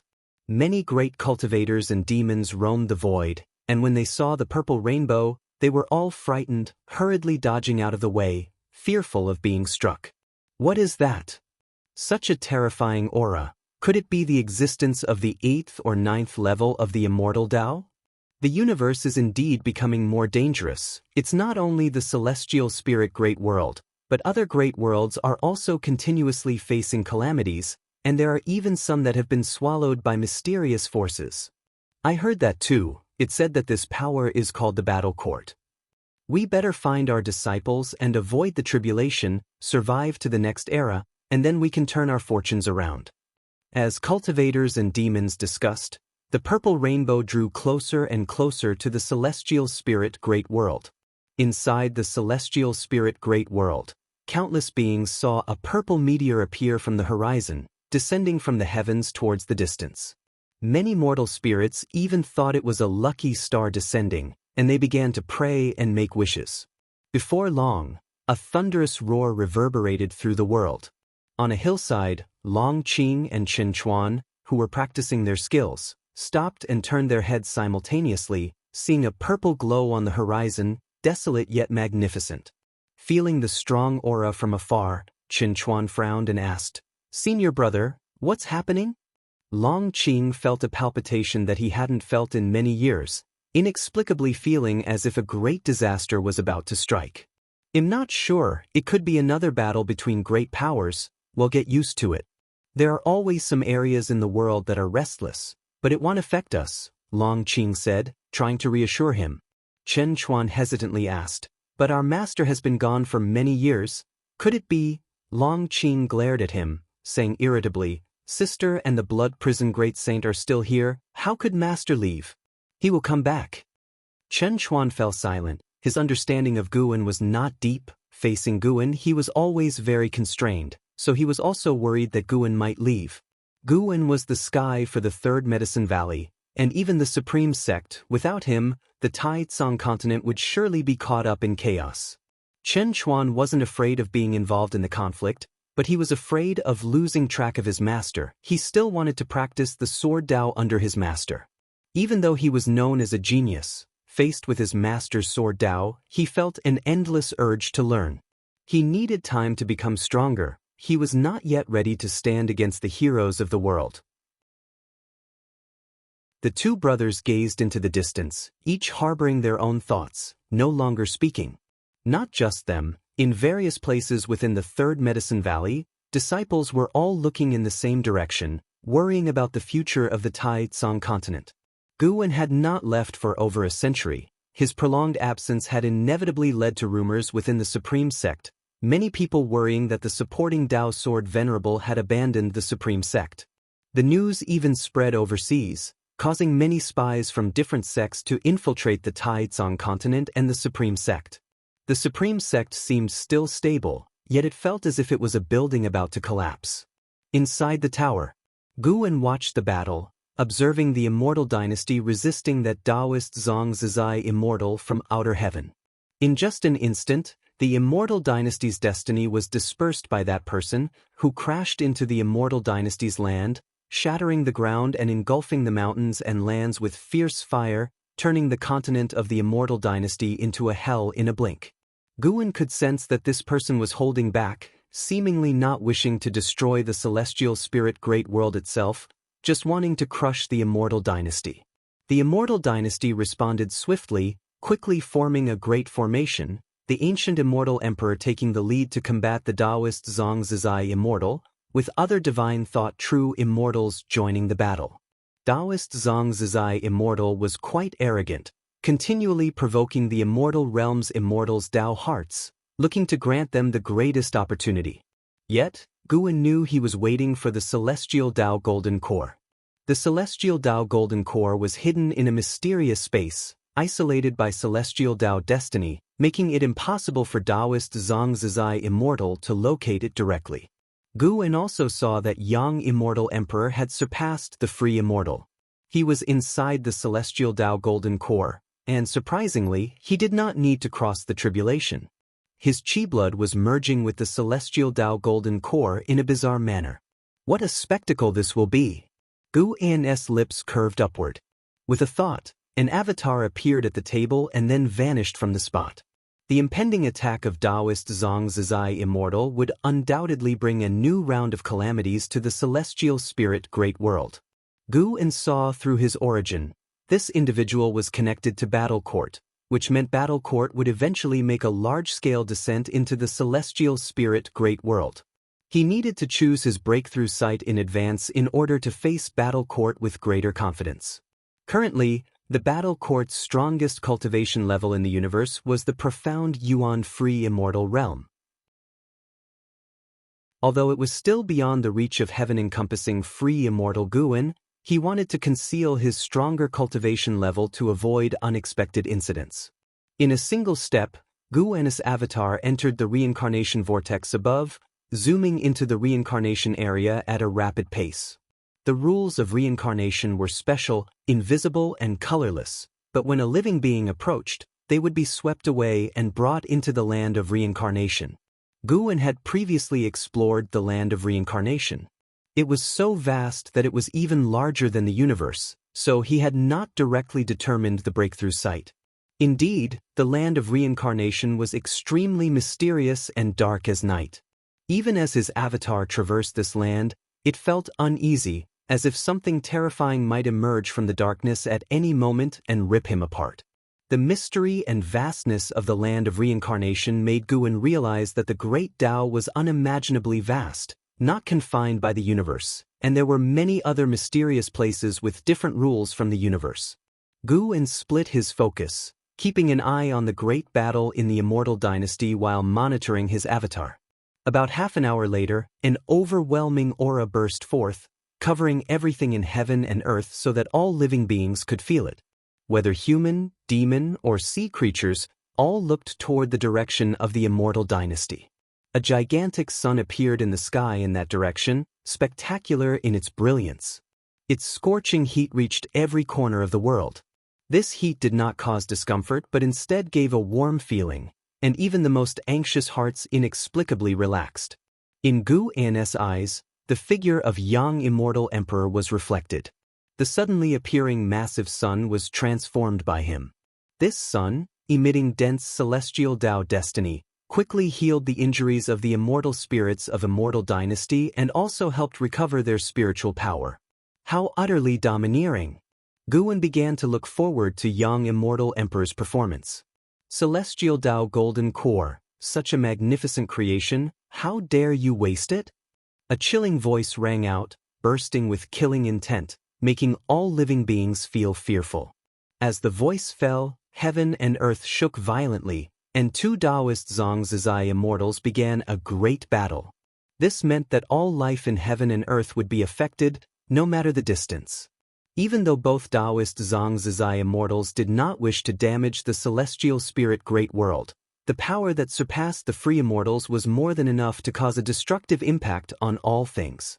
Sects around the world immediately formed formations, protecting continents, islands, and seas. Sects across the Taizong continent also sensed trouble and hurriedly formed their own formations. Meanwhile, on top of a high mountain, she stood at the edge of a cliff, facing the wind.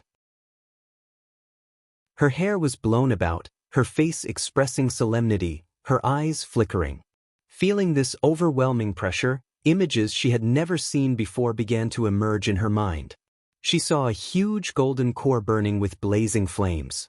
Inside the golden core stood a person, seemingly speaking to her. She strained to hear clearly but could not make out the words. "What exactly is it?" She frowned, muttering to herself. After leaving the Taizong continent, she had traveled extensively, encountering many opportunities. As her cultivation level grew stronger, her memories of her previous life began to resurface, and she gradually learned of her past live's identity, though she was still not fully adjusted to it. Chapter 491 Profound Star Immortal Monarch Taoist Zhang Zizai Immortal's Great War left all living beings within great heaven and earth enveloped in panic. Even though the two Zhang Zizai immortals headed to outer heaven to battle, the shockwaves from their initial clash continued to wreak havoc upon the world. Great waves surged across the vast ocean, while the boundless plains were swept by raging winds, and atop the high mountains and snow-capped ridges, blizzards whirled. The common folk were fleeing, the celestial vault was roaring, and thunder echoed in waves. Inside the house, Guan predicted that the Taizong continent would also be affected. However, it would not be a catastrophic strike, so he did not plan to intervene, deeming it a good opportunity for the inhabitants of the continent to be vigilant. To let them understand that the so-called heavenly Tao would not protect them, and if they wished to survive these turbulent years, they would have to rely on themselves. Guan closed his eyes, no longer observing the scenes of turmoil throughout the lands. As for the battle between Yang Immortal Emperor and that Zhang Zizai Immortal, Guan had already foreseen the outcome. The battle court's desire to obtain the celestial Tao Golden Core was not so simple to achieve. Elsewhere, within the imperial palace of the Taizong dynasty, Li Xiandao, dressed in his dragon robe, sat upon the dragon throne, his gaze fixed on the sky outside the palace, filled with flames. His sword-like eyebrows were deeply furrowed, and his expression looked troubled. He had already reached the nirvana realm in his cultivation level, though his publicly known cultivation level was at the void-crossing realm. No one was aware of his true depth. "Your Majesty, even existences from outer heavens seek to vie for the celestial mandate. Do you truly remain unmoved?"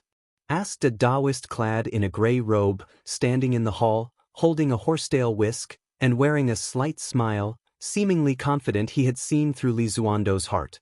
Li Zuando's gaze fell upon him and said, "Can you truly bestow upon me the celestial mandate?" The gray-robed Taoist shook his head. "In this world, the only key that can grant your Majesty the celestial mandate is the theory of heaven. However, the Ju Luo Sword Monarch is far too powerful. No one can wrest the celestial mandate from his hands. Nevertheless, I can guide your Majesty onto the heavenly Tao, allowing the Taizong imperial dynasty to become an existence blessed by the heavenly Tao." Li Xiandao narrowed his eyes and asked, "Oh? How will you assist me, and what must I sacrifice in return?" The gray-robed Taoist smiled and said, "I can help your Majesty establish destiny, harmonize the fate of the imperial dynasty, and all you need to do is make the people believe in the heavenly Tao." "Believe in the heavenly Tao? How so?" "Your Majesty only needs to have the people erect monuments and statues, and pay homage to the profound star immortal monarch." "Profound star immortal monarch?"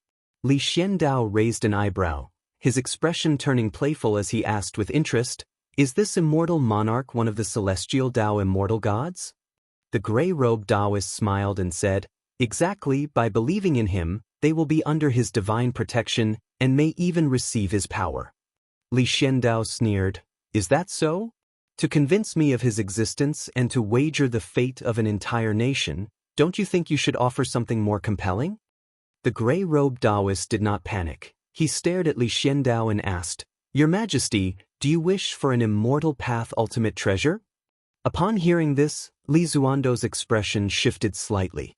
An immortal path ultimate treasure was naturally very appealing to him. His son Lia had relied on a pseudo-immortal Tao ultimate treasure to massively conquer enemies, and he too had envied it. The gray-robed Taoist raised his right hand, and a treasure sword intertwined with a golden dragon flew out from his palm, rapidly enlarging. "This is the profound Star Emperor sword, even mightier than an immortal path ultimate treasure. With this sword, Your Majesty would possess the power to prevail across the world. However, you must venerate the profound star immortal monarch, for the Emperor's sword will sense your heart. After saying this, the gray-robed Taoist lifted his hand, sending the profound star Emperor sword flying towards Li Xiandao. Sniff. Li Xiandao grasped the profound star Emperor sword, and in that instant, his complexion changed as he felt an incomparable power coursing through him. This power made him feel capable of accomplishing many things.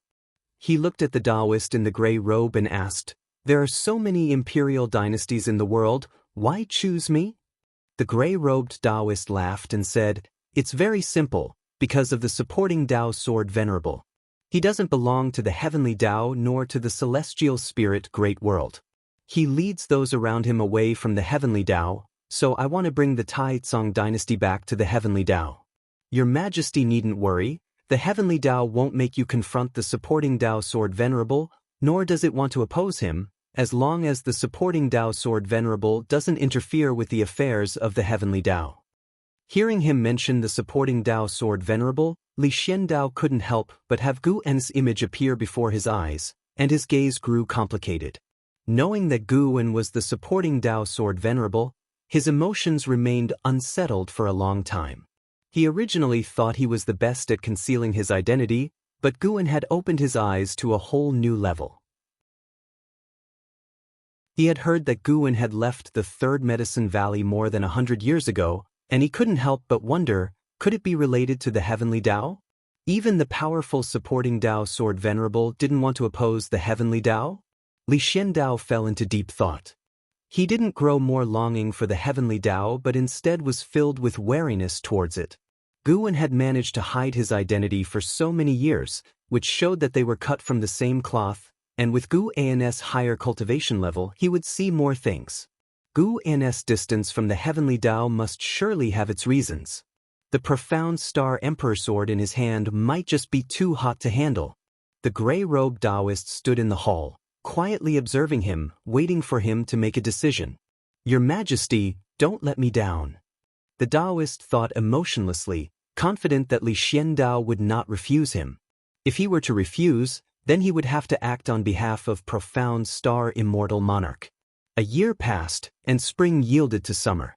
Gu En stood at the window, peering out over the continents of the world. Last year's cosmic calamity ended with the young immortal emperor's victory, thereby earning him immense fame as the second mighty individual to successfully ward off a powerful enemy from outer heaven, his name resonating throughout the world. That calamity had brought a wave of destruction to the Taizong continent, but in the end, Li Xiandao managed to quell it with a single sword stroke, saving all living beings on the continent. After that, the Taizong continent fell into an odd, tranquil state, and no great changes came upon the world. The young immortal emperor, having reached the level of Taoist Zongzizai immortal, didn't directly march on the holy court. Instead, he chose to go into seclusion again. "Without my intervention, this continent can still remain peaceful. This shows that I can indeed let go," Gu En said with a smile, his voice light. Although Li Xiandao was somewhat compelled, the fact was that he truly protected the continent. Gu En believed that Li Xiandao would have the last laugh. Let the so-called profound star immortal monarch see that the power of mortals should not be underestimated, especially the ambition of mortals. Seeing that the weather was fine, Gu En turned around to his desk and reached for the spirit flower on it. He deliberately risked his lifespan, ready to embrace the new abilities of 100 billion years. You successfully acquired 68 years of lifespan from the Longevity Spirit Flower, Tier 6. Your lifespan has broken through 100 billion years for the first time, unlocking the Lifespan Dojo feature. Lifespan Dojo, you can consume lifespan to establish a dojo, which has some effects of the lifespan barrier to prevent deductions and prying, but the dojo cannot gather nature's spiritual energy from outside its bounds, and it has defensive power comparable to your current realm. The Lifespan Dojo has no area limits, but the range will affect lifespan consumption. A special reminder that the dojo cannot move. Every 10,000 years, you may choose to establish a new dojo. Lifespan Dojo? Gu En's eyes lit up. This was good. The lifespan barrier had been a huge help, but he couldn't always keep it up due to the enormous lifespan consumption. Luckily, now there was the Lifespan Dojo. Chapter 492. Breakthrough to the perfection of the innate golden immortal realm. Guin did not immediately establish the Lifespan Dojo, but prepared to make a breakthrough first. This time, he did not plan to enhance his physique or cultivation technique, as he felt that his improvement in all areas was already significant. In these turbulent times, he could completely focus on pursuing an increase in cultivation level. Once the new era arrived and everything returned to peace, he would use the long years to improve in all aspects. Moreover, over the years, he had contemplated the Tao rules, continuously making progress, which might compensate for some gaps in lifespan evolution. Since his lifespan had reached 10 billion years, it was time to set off. Guin disappeared into thin air from inside the house, stepping directly into the reincarnation vortex and heading to the land of reincarnation. Because his avatar had explored many times, Guin walked decisively without glancing left or right. After passing through a dark area, he traversed a distance far beyond what a mortal spirit could imagine. Even a free immortal would need time and might not be able to cross the dense reincarnation rules. Looking around, it was still darkness, without a glimmer of daylight, but the fog symbolizing the yin and yang reincarnation appeared in front, indicating that Guin had arrived at the land of reincarnation. The land of reincarnation had no land. Looking down was an abyss, and looking up, there was no ceiling. There were no directions here, no vitality. Anyone here would feel only endless solitude. Even though Guin's avatar had been here many times, he had never seen any other living beings. Fortunately, there was a special type of spiritual energy that could help him break through. With spiritual energy, powerful beings would surely be nurtured. It's just that Guin had not yet encountered any. After a long time, Guin landed on a gray lotus flower, which was 100 zhang tall. Looking around, these gray lotus flowers of varying sizes occupied the dark space, emanating a faint glow. These lotus flowers were not living things. Rather, they were condensed from the reincarnation rules, and their coverage was extremely wide, even comparable to the silent extinction domain beyond the celestial spirit great world. Because the Lotus Sea was vast and boundless and had an even denser reincarnation spiritual chi, Guin chose this place for his breakthrough. The moment he landed, he activated the lifespan barrier. Although he didn't feel any mighty presence, he remained vigilant, acting as if there was a powerful being lurking in the shadows. He couldn't expose himself. Guin sat cross-legged, pulling up his attribute panel and looking at his entire 10 billion years of lifespan. His mood became pleasant. The last time the breakthrough took 20 million years per crossing the tribulation. This time, even if it reached 50 million years per crossing the tribulation, he could break through 200 times. He hoped it wouldn't be that exaggerated. Guin adjusted his mentality and immediately invested 10 billion years of lifespan into his cultivation level. He was even more generous than before. You have practiced chi absorption cultivation for 50 million years. You forcefully strike at the golden immortal Tao fruit realm with the great achievement of the great Tao great freedom as you wish Bible, and begin crossing the tribulation.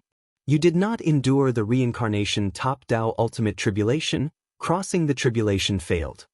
You have practiced chi absorption cultivation for 100 million years. You forcefully strike at the golden immortal Tao fruit realm with the great Tao great freedom as you wish Bible, and begin crossing the tribulation. You did not endure the reincarnation top Tao ultimate tribulation. Crossing the tribulation failed. It really is 50 million years per crossing the tribulation. Although Guin had mentally prepared himself, seeing such a great consumption made his heart sink. One prompt after another fell. The 10 billion years of lifespan rapidly depleted. All failed. Guin continued to invest lifespan. Since he had not achieved success in his breakthrough, the lifespan numbers consumed by the lifespan barrier grew very slowly. Outside the barrier, the void remained silent. The gray lotus flowers were so mysterious and eerie, like countless souls floating there. After a while, Guin saw that he had only 30 billion years of lifespan left and could not help but take a deep breath. Something wasn't quite right. Could it be that he was destined to fail this time? Guan didn't believe in bad luck. He planned to leave himself 5 billion years of lifespan. If he still couldn't break through by then, he would have to give up. You have practiced qi absorption cultivation for 50 million years.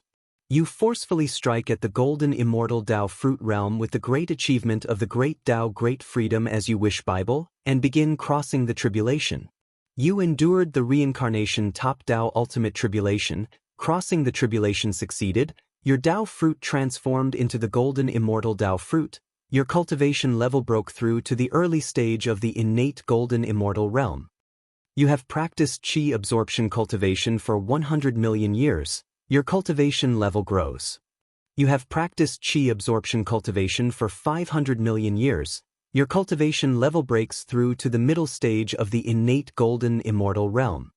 You have practiced qi absorption cultivation for 1 billion years, your cultivation level breaks through to the late stage of the innate golden immortal realm. Innate golden immortal realm. Gu's face revealed joy, as he had finally broken through successfully. Continue to ascend. The lifespan barrier began to vibrate, and terrifying, vast reincarnation spiritual qi surged towards Guan. In an instant, the lotus sea outside began to sway. Guan used 8 billion years of lifespan, and only then his cultivation level rose from the late stage of the innate golden immortal realm to perfection. He still had 12 billion years of lifespan left, enough for the lifespan barrier to consume. Billowing reincarnation spiritual qi entered Guan's body, and he also felt the reincarnation rules drilling into his being. As more and more reincarnation rules accumulated inside him, numerous images of reincarnation appeared before his eyes, all of which pertained to karmic connections he had with others. He saw the reincarnations of figures like Yang Jian, Xiaochuan, Lu Jiujia, and Yi Yan. He also saw the past lives of Yi Lan and Ji Xiaoyu. Too many images bombarded his vision, yet his expression remained unchanged, and it did not affect his Tao heart. He even began to comprehend the path of reincarnation through this experience. Countless gray lotuses swayed, as if the entire void was about to collapse, possessing a kind of chaotic beauty. Far away, the reincarnation mist churned more violently, as if unimaginable terrifying fierce beasts were about to devour everything. Guan suddenly sensed something and glanced towards the darkness. Indeed, there is a powerful presence. Is it a living spirit or a lost soul? Or perhaps, does this place harbor a special existence beyond life and death? Guan wondered to himself, sensing an aura not inferior to that of the profound Yuan-free immortal. And to think, this was only the beginning of his breakthrough. Even more powerful entities might emerge later on. He dared not completely immerse himself in the breakthrough, keeping part of his mind outside the barrier, ready to move at a moment's notice. Under the mysterious starry sky, before the celestial Tao golden core, the young immortal emperor was sitting in meditation, his back to the celestial Tao golden core, with a mini-sun floating behind him, burning with golden flames that made him appear akin to a sun god. The sun is the most perfect creation of the heavenly Tao. Any place bathed by the sun is considered a blessed land favored by the heavenly Tao, but there are also strong and weak suns, and Hao stood not far away, looking at the celestial Tao golden core and musing. The young immortal emperor did not open his eyes, but he asked, "How powerful is the sun the heavenly Tao has blessed you with?" And Hao replied, "I don't need the sun from the heavenly Tao, I want to create my own sun." The corners of the young immortal emperor's mouth curled up, and he no longer continued the conversation. After a while, the young immortal emperor suddenly felt something, his eyes snapped open suddenly, and even Hao turned his head to look into the distance. The starry sky showed ripples, as if a lake's surface was disturbed, making the entire cosmos seem so illusory, like the moon reflected in the water, ready to shatter at any moment. What is this anomaly? And Hao asked with a frown. Although he had experienced the celestial Tao reincarnation, he had never seen such a phenomenon in this space before. This space consisted of the power of the heavenly Tao, independent of the celestial spirit great world. The young immortal emperor's brows also furrowed. Ever since he first entered this secret realm, 5 million years had passed, and he had never seen such an anomaly. In his eyes, this secret realm was even the safest place in the world. Now seeing the distortion in the starry sky, he felt an inexplicable panic. Could it be that an even more terrifying existence was about to arrive? He began to calculate with his fingers, but even he, having reached the level of the Taoist Zhongzhizai immortal, could not discern anything. Not only in this secret realm, but distortions also began to appear in the celestial vault in various places throughout the celestial spirit great world. The silent extinction domain in outer heaven was even more turbulent with spirit mist, oppressively dense. More and more locations began to experience spatial anomalies, thereby affecting the entire universe. Deep within the silent extinction domain, seated on a throne, Yi Tianji opened his eyes. He looked up and saw visible spatial distortions in the dark void. Is this disturbance in the path of reincarnation? Yi Tianji murmured to himself and looked in another direction. That way lay the world gate. He saw beneath the world gate a towering figure appearing, a powerful form gleaming with white light, as if representing supreme authority. The celestial spirit god.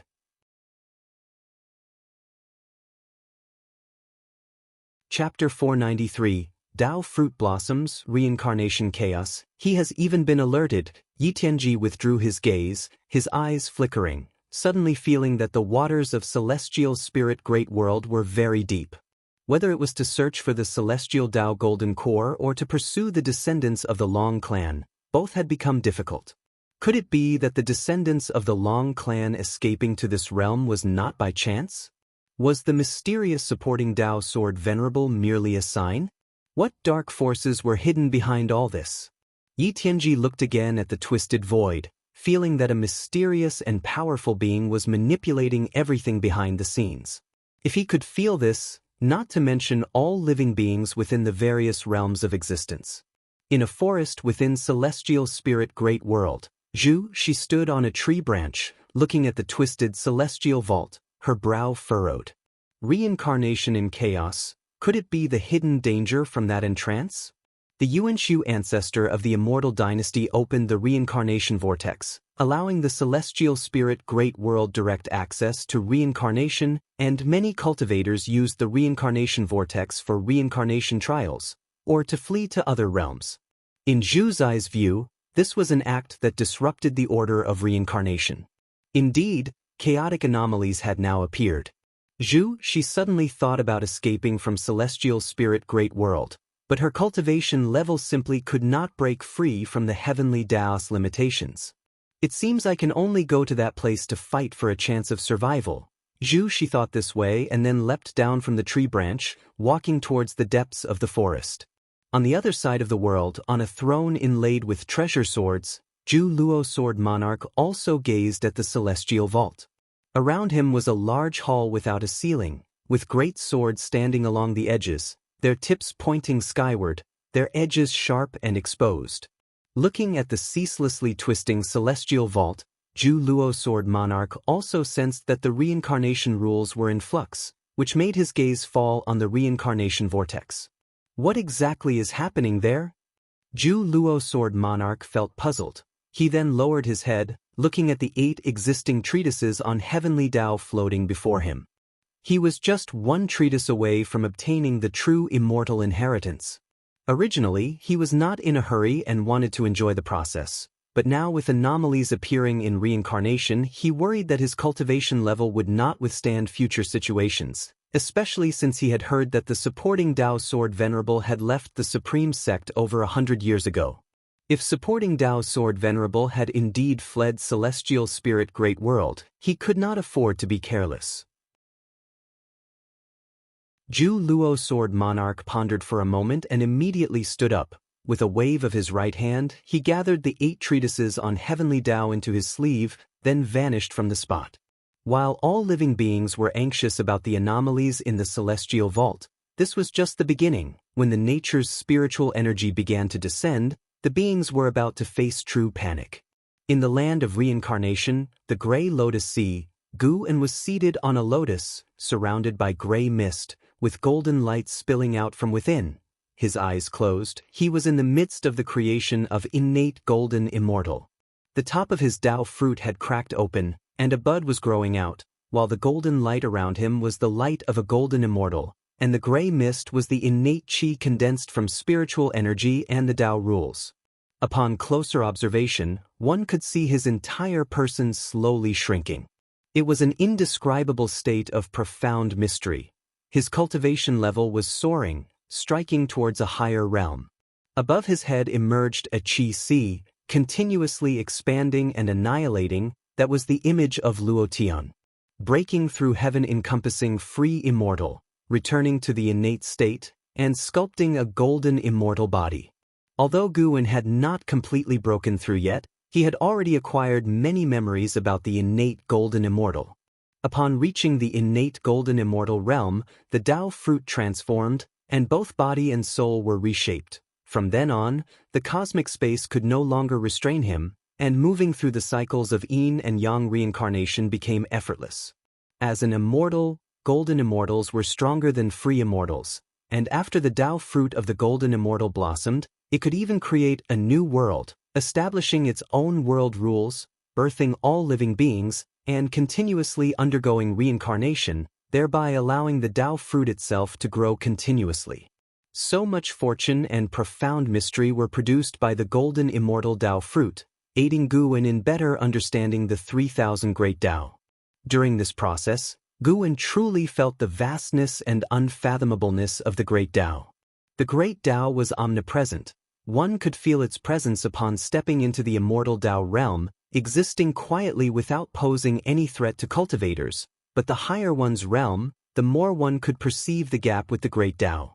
The eternal and indestructible great Tao was even more stable than the heavens, earth, and the universe. The so-called rules of heaven and earth were also evolved from the great Tao according to the heavens and earth, but the gap between the rules and the great Tao was vast, like the difference between the flame rules and the path of fire. Though they seemed identical, they were fundamentally different. When Guwen was immersed in creation, a pair of dark red eyes appeared in the darkness swirling with reincarnation spirit mist, followed by an immensely huge dragon head. This dragon head was pitch black, with blood-red horns and floating whiskers that dispersed the spirit mist, covering 1,000,000 gray lotuses just by poking its head out. The 100-meter lotus beneath Guwen appeared minuscule in front of this dragon head. He sensed the appearance of the dragon head, opened his eyes, and his eyes shot out golden light, which did not pass beyond the lifespan barrier. The dragon head swept over the top of Guwen's head, followed by an immensely shocking dragon body. This dragon body was actually a murky yellow river, thousands of miles wide and with an immeasurable length. Looking at the yellow river, Guwen could not help but think of the netherworld from the Huaxia mythology. Heaven-encompassing free immortal, Guwen thought silently. He sensed that this dragon's cultivation level was comparable to that of the heaven-encompassing free immortal, yet its aura was different. When he sent out lifespan detection, he received no response. This indicated that this dragon was not a living creature and might even lack its own will, but merely possessed a powerful aura. Eventually, the yellow river black dragon disappeared at the other end of the Lotus Sea. Guwen did not ponder deeply and continued to experience the mysteries of the innate golden immortal. As he absorbed more and more reincarnation spiritual qi and reincarnation rules, the anomalies in the land of reincarnation intensified. Gradually, Guwen condensed into a golden core, the innate qi around him dispersed, leaving only the light of the golden immortal. The golden core he transformed into was small and trembled slightly. Boom! Suddenly, a huge booming sound appeared above, as rolling spirit mist surged past, flowing unstoppably. Within that spirit mist were countless departed souls, both human and demon. They moved so fast that without careful observation, one could not see the departed souls inside. Countless departed souls converged into a vast sea, sweeping away as if to split the entire land of reincarnation. A golden light drove away the darkness, and a golden Buddha appeared, sitting on a golden lotus, advancing through the sea of departed souls. He was so majestic, not inferior in momentum to the previous yellow river black dragon, and even possessed an additional aura of sanctity. This golden Buddha did not linger but followed the sea of souls into the darkness and disappeared. Afterward, continuously powerful existences swept across the Lotus Sea. Fortunately, no one attacked the Lotus Sea. Time swiftly passed. The golden core transformed by Gu and trembled more violently until cracks appeared on its top, and a new sprout emerged, quickly growing and causing the cracks on the golden core to expand.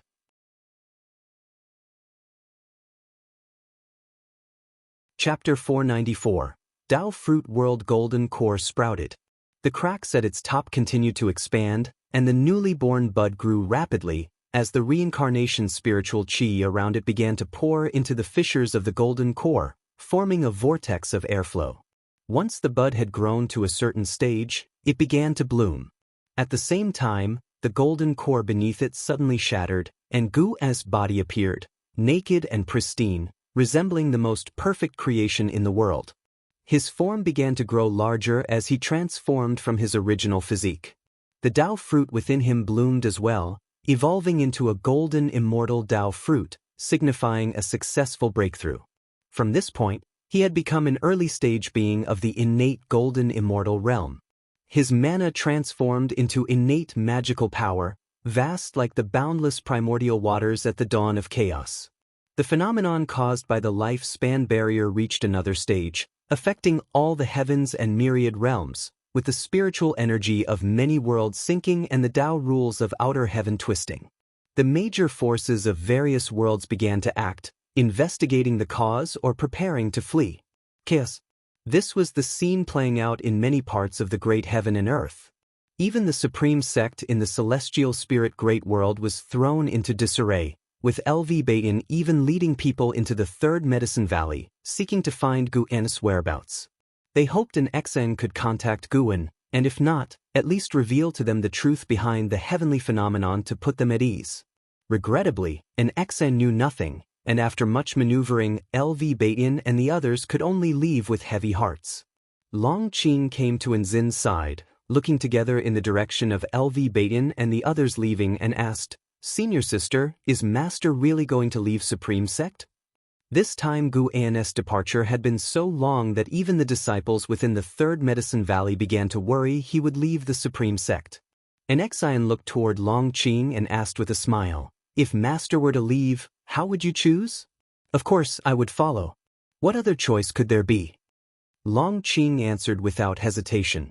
An Xian followed up, "If you follow Master, you will never be able to enter the mortal world for the rest of your life. You can only cultivate in a place isolated from the world. Would you be willing to do that?" Long Qing fell silent. An Xian said, "You can cultivate diligently now because you wish to achieve a higher cultivation level, but if you attain it, could you remain as focused? Don't rush your answer. I'm talking about a lifetime, countless years." Long Qing opened his mouth, but no words came out. In one's life, isn't the purpose of cultivating to enjoy a better life?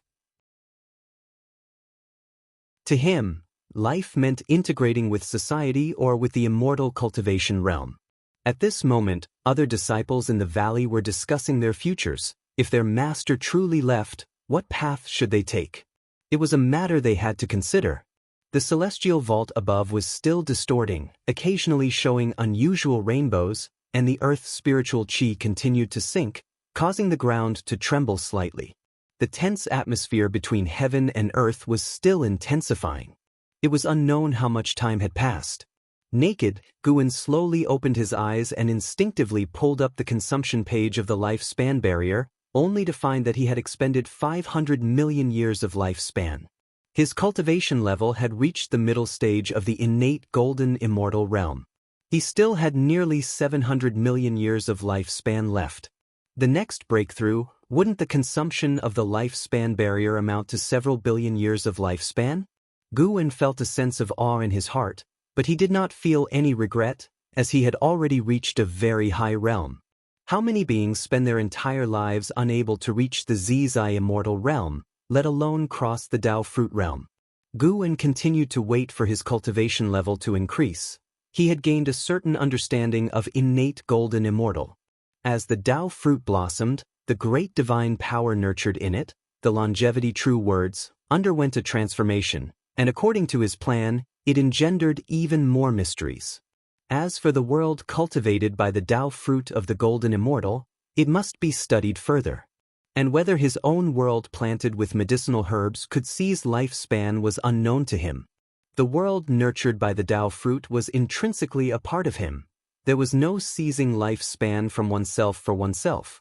Moreover, this world could not directly bring external objects into it and required a lengthy evolution, not an instant formation. The world of a golden immortal could be illusory or real. If it could not increase his lifespan, he would not allow the golden immortal world to become reality but keep it for cultivation of the great Tao. Guwen looked up and saw, in the depths of the darkness, another colossal entity, its aura on par with a perfected profound yuan-free immortal. Indeed, the land of reincarnation was more terrifying than the universe. During his breakthrough, he had already encountered many auras of profound yuan-free immortals, and even those of heaven-encompassing free immortals. He hoped not to encounter an innate golden immortal. Having just broken through to this great realm, Guwen did not wish to immediately encounter a being of the same realm. He found he still could not perform lifespan detection on the formidable beings that appeared. It seemed the land of reincarnation had no living creatures. No, not just non-living. Wait. Guwen suddenly realized something and felt a chill run down his spine. Could it be that the land of reincarnation he entered was the Tao fruit world of some powerful being? Hence, everything he saw was close to a real existence in an illusory world? He had previously detected beings without lifespan, at least managing to ascertain their realm, but now he could not even detect the realm of those passing by. Guwen's wariness of the land of reincarnation surged, but he was within a lifespan barrier and not afraid. If there really was some kind of will behind this illusory world that he had alarmed, it would have acted already, not leaving him to speculate until now. The universe has celestial spirit gods, and the land of reincarnation harbors even more mysterious entities. All things considered, the celestial spirit great world is safer. Guwen thought to himself, deciding that he would still establish his lifespan dojo in the celestial spirit great world, just not in the supreme sect. He planned to hide again in the secular world, waiting for an era to pass. Given the current cosmic situation, a battle court invasion was inevitable, which might even alarm the celestial spirit gods. Guwen didn't want to expose himself or be seen as a thorn in the side of these powerful beings. Moreover, with his non-interference, the evolution of the cosmic situation wouldn't progress so swiftly, giving him more time to grow stronger. Perfect, they've long wanted to venture out into the world. Guwen's lips curved into a smile, and his mood brightened at the thought of the 3 celestial demon children. He closed his eyes and continued to wait for his cultivation level to increase. About an hour later, his cultivation level had reached the perfection of the innate golden immortal realm, with just over 100 million years of lifespan remaining. He rose to his feet, and his robes materialized on his body, followed by a belt, immortal king crown, and other items. After dressing himself, while the reincarnation phenomenon was still present, he stepped forward and directly entered the reincarnation vortex. With another step, he landed within the mountains and rivers of the celestial spirit great world. Standing on a cliff, he faced the wind, then raised his arms, basking in the earth's spiritual chi breeze. The celestial vault was still distorting, and the wind existed because of the sinking spiritual energy. Yet he, the one who caused all these phenomena, had finished his breakthrough as if it was all unrelated to him. Having become an innate golden immortal, the celestial spirit great world seemed small to him. He could pay attention to all things simultaneously, and if he willed it, the rate of all things evolution before his eyes could dramatically slow down. He exercised his limbs for a while, then turned to descend the mountain. The reason for coming to these mountains was their remoteness from the immortal dynasty and holy court, lying on the edge of the celestial spirit great world and comparatively peaceful relative to other areas. There was even a town not more than 10 miles away, and within a radius of 1,000,000 miles, the level of immortal cultivation was low, without a single being of the immortal Tao realm or demon. Most importantly, a person from his past had reincarnated here. After entering the forest, the phenomena began to subside, the chirping of insects in the woods gradually resumed, and sunlight filtered through the leaves to the ground, forming patches of light.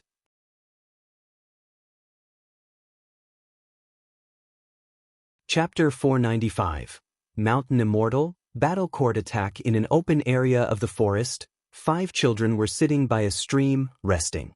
Among them, the tallest boy sat on a rock, holding a vine in his hand, his gaze fixed deep into the mountain woods, his eyebrows tightly knit. A girl in tattered clothes turned her head to look at the boy on the rock and asked, "Big brother, how much farther do we have to go? Let's not run into demons later." The other 3 boys chimed in agreement. They were all tired from walking and wanted to go home for a meal. The boy known as Big Brother was named Yi Xiaoyang. He glared at his companions and said, "What demons? We're here to seek immortals. If you're sincere in your heart, you'll encounter spirits. What's the rush? We've hardly walked any distance at all." Tang Monk had to travel 81,000 li to retrieve the scriptures. Upon hearing this, the 3 boys looked even more pitiable. "But even if you're Tang Monk, we're no Sun Wukong or Zhu Beiji." "Yeah, I'm so hungry." "Big brother, can you bring more cakes next time we go out?" Yi Xiaoyang was infuriated. He jumped off the rock, ready to chastise his companions, when the sight ahead caught his attention. He stared with wide eyes, completely petrified. The girl in rags turned her head to look as well, equally frozen in place. Seeing the 2 of them react like this, the other 3 turned to look, following their gaze. A handsome man in white emerged from under the shade of the trees, a treasure sword at his waist, a delicate crown on his head, together with his peerless handsome face. He appeared like an immortal descending to the mortal realm. An immortal, truly an immortal. One of the boys murmured to himself, unable to help but rub his eyes. The newcomer was, in fact, Guan, who cast lifespan detection at Yi Xiaoyang. Yi Xiaoyang, unrefined Qi 14/85/4999. His maximum lifespan is not bad. Lu Jiujia has been born into a good life this time. That's what Guan thought to himself. Then he proceeded to deploy lifespan detection at the other 4 children. He discovered that their maximum lifespans were also quite impressive, with the shortest being 3,000 years. A cluster of talents? Guan stopped across the stream and, with a gentle smile, asked, "Little fellows, what are you doing here? Aren't you afraid of running into bad people?" Yi Xiaoyang snapped out of his trance, asking excitedly, "Are you the immortal from the mountains?" The other 4 also looked at Guan nervously and expectantly. Guan, instead of answering, countered with a question, "Do you want to cultivate toward immortality?" At his question, the 5 kids, boys and girls alike, became even more excited, replying in a flurry, "Of course we do. Big brother, please teach us. You must be an immortal. I've never seen anyone like you. Yeah, big brother, we really want to cultivate toward immortality." Seeing this group of lively, excited children, Guan, who was already in a good mood, grew even more delighted. It was hard to see such vivacious kids in the 3rd Medicine Valley. Guan cleared his throat with a cough and said with a hint of mystery, "I do know a bit about immortal cultivation.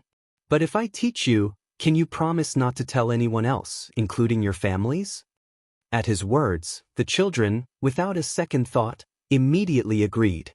"Come here tomorrow, and I will impart to you the art of immortal cultivation," Guan said with a smile, his gaze then drifting to the celestial vault. The battle court had begun to stir again. They were targeting young immortal emperor, with the provocation of worldly unusual phenomena also playing a part. The battle court feared an unprecedented catastrophic reincarnation calamity was upon them, one that might overturn all heavens and myriad realms, so they wished to seize the celestial Tao golden core before that and also to slay Long Qing. They were afraid Long Qing might escape into the reincarnation, having previously evaded them that way. Long Qing's ancestors had even utilized reincarnation to flee all the way from outside the universe to this cosmos, using the celestial spirit god to foil their plans. This time, How would young immortal emperor withstand the battle court? The celestial Tao golden core could not grant him greater power. Hearing Gu An's words, Yi Xiaoyang and his friends suddenly got anxious, feeling as if Gu An was deceiving them. Despite Gu An's persuasion, they could only suppress their anxieties and head back home. Yi Xiaoyang took a few steps, then couldn't help but look back, seeing Gu An standing by the stream with a smile, watching him and his friends leave. He felt inexplicably dazed. For some reason, he felt a kinship with Gu An, an attachment so strong that it filled him with reluctance to leave right now. He feared that once he left, he might never see Gu An again. Yi Xiaoyang opened his mouth, wanting to say something. Gu An looked at him and smiled, "Hurry back home. Tomorrow I'm still waiting for you guys to tell me the story of Journey to the West." At these words, Yi Xiaoyang's heart settled down. He chuckled and quickly turned to catch up with his companions' retreating figures. As Gu An watched them leave, he thought to himself, the name Pan and Sure has spread widely. Not just Journey to the West, but the investiture of the gods and romance of the three kingdoms have also made their way to this land. Gu An saw the driving force behind this. Someone wanted to open up the aspiration for immortal cultivation among the mortal spirits of this land. Gu An didn't care too much. A cultivator of the profound heart realm couldn't influence his decision to open the lifespan dojo.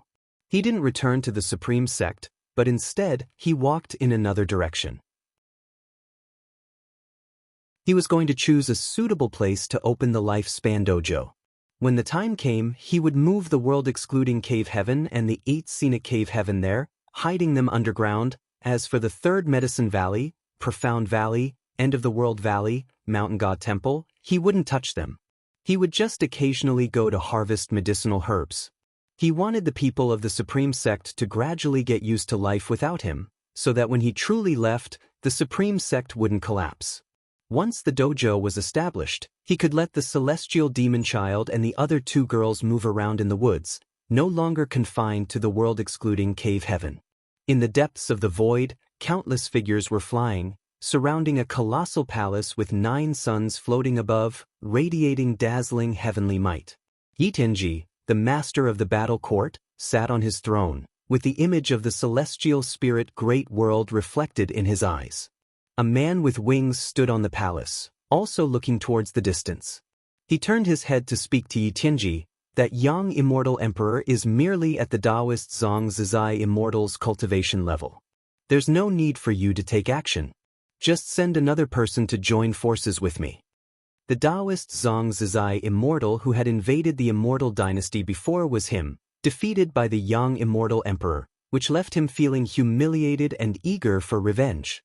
Yi Tianji, expressionless, said, "No need. Make this operation quick. Kill those who should be killed, take what should be taken, then return." The reincarnation phenomenon of the past 2 days had unsettled him, and recalling the legends of the celestial spirit great world from before, he felt he could delay no longer. The winged man held his tongue upon hearing this. His gaze was suddenly drawn to the 9 suns above Yi Tianji's head. He saw mysterious figures within the suns, flickering in and out of visibility as if they were in another dimension. That is, the winged man's pupils suddenly constricted, his heart churning with shock. He hadn't expected Yi Tianji to summon them. Could there be some terrifying existence hidden within the celestial spirit great world that he didn't know about? Was it the supporting Tao sword venerable? The winged man looked away, his gaze returning to the direction of the celestial spirit great world. The mighty army of the battle court moved forward through the void, as if nothing could stop them. Meanwhile, in the celestial spirit great world above, numerous figures suddenly appeared on the celestial Tao light layer. Great cultivators from every corner noticed the arrival of the battle court. An indescribable sense of oppression was enveloping the celestial spirit great world. The higher one's realm, the faster they felt it. This reminded many of the time when the profound desolate demon god had attacked. Elsewhere, Gu An was in the 3rd Medicine Valley, sitting in his chair, listening to an Xen recount the recent events within the Medicine Valley. After an Xen finished, she asked with a hint of grievance, "Master, when exactly are we leaving? If we're not leaving now, it's difficult for me to face them." Guan smiled. Why are you in more of a hurry than I am? You don't have to face those people from the sect. Have you chosen someone? Let's go with Long Qing. I can see that he doesn't want to retreat from the world with us. And XN casually replied, unlike the others, she truly wished to put aside mundane affairs and enter prolonged cultivation. Guan smiled. All right, then it shall be him. His prompt agreement surprised an Xian. Master, didn't you say he carries a great cause and effect? Are you sure you can trust him to handle things on his own? An Xian curiously asked. Exactly what great cause and effect Long Qing carried, not to mention himself. An Xian was also very curious. Guan answered, it doesn't matter. The great cause and effect he's carrying will dissipate soon.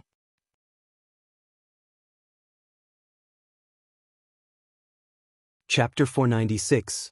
The world grows dark, disperse? What does that mean? An Xian asked curiously. She had watched Long Qing grow up and considered him her own child, naturally wishing him a lifetime of peace. The so-called great cause and effect sounded like a deep-seated vendetta, so how could she not worry? Guan gave her a look and said, why so many questions? When your cultivation level is higher, you will naturally understand everything. An Xian pouted and said, isn't that why I'm waiting for you to take me away? Once we find a quiet place, I'll seclude myself for 1,000 years, 10,000 years. When I emerge, I will surely be an enlightened master. In her perception, 10,000 years was an incredibly long time. She believed that if she cultivated for 10,000 years in the human world, she would definitely be considered a powerful being. Guan didn't discourage her, but instead said, let Long Qing prepare. An Xian nodded, raised her hand in a salute, and then turned to leave. Although she was very close to Guan and often bickered with him, she never forgot the proper courtesies when needed. An Xian left the house, closed the door behind her, and then walked down the stairs. A female disciple passing by asked curiously, Big sister, the master isn't here, what are you doing going up there? An Xian replied, even though master isn't here, I still have to manage things. We can't let the master return to find the house full of dust. The female disciple felt that made sense. She stepped forward, linked arms with an Xian, and began to sigh, wondering when the master would return. An Xian casually comforted her, and the two walked off into the distance. The third Medicine Valley was still bustling, the disciples busy with their own tasks, unaware that a disaster was about to strike. As time passed, more and more beings felt the terrifying pressure from the battle court. When the disciples of the third Medicine Valley felt the pressure from the battle court, chaos had already erupted across the world. Most living beings did not know where the pressure was coming from and felt only fear. They fled in panic, finding that no matter where they ran, the pressure only increased, amplifying their fear. Guan saw that the young immortal emperor and the saint minister hastened to outer heaven. They were preparing to negotiate with the battle court. The oppression from the battle court this time was even stronger than the profound, desolate demon god before, wearing down even the confident young immortal emperor and the ambitious saint minister. Especially the young immortal emperor, he felt that no matter how much he gave, he would always face an insurmountable enemy. For the saint minister, he could no longer care about his ambitions, focusing only on how to lead the holy court through the difficult times ahead. Xingtian had already abandoned them. What was the holy court's next move? That night, all beings found it hard to sleep. The next morning, Guan arrived early at the forest, waiting for Yi Xiaoyang and his 4 companions. He sat on a rock by a small stream, looking up at outer heaven, where the young immortal emperor and the saint minister faced the profound Yuan free immortal in a grand hall. The negotiation appeared to be going poorly. Guan was not interested in the profound Yuan free immortal seated above. He was curious about the 9 suns. The 9 suns hid 9 profound Yuan free immortals, the suns acting like some sort of gateway, the spaces connected originating from other universes. From the aura of the great Tao emanating from within, Guan could tell they did not come from this universe, and each originated from a different universe. What puzzled Guan more was why the celestial spirit god wasn't taking action. The celestial spirit god was meditating in front of the world gate, previously absent, clearly drawn by the disturbance caused by Gu-En's breakthrough. Could it be that the battle court had reached some sort of agreement with the celestial spirit god? Gu-En could determine that there was no direct connection between the celestial spirit god and the battle court because the celestial spirit god had a dense aura of celestial Tao destiny, which was not the kind of destiny that belonged to the battle court. Meanwhile, on the massive battle court, the young immortal emperor and the saint minister stood side by side, looking up at the formidable Yi Tianji like they were gazing at a deity, the light from the 9 suns illuminating their faces, highlighting their grim expressions. The grand hall was surrounded by floating figures, all sneering at the young immortal emperor and the saint minister, as if they were looking down on reptiles. The saint minister took a deep breath and said, "We indeed do not know who the descendant of the Long clan is, and there are countless incarnations of heavenly demons among the heaven and earth.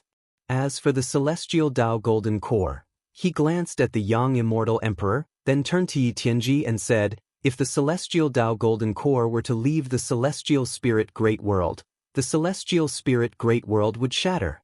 How is that different from killing us directly?" Yi Tianji was expressionless and said, "The difference is you can live. At this point, do you still want to save others?" The saint minister furrowed his brow. If he really only cared about his own life, he could have escaped from the celestial spirit great world long ago.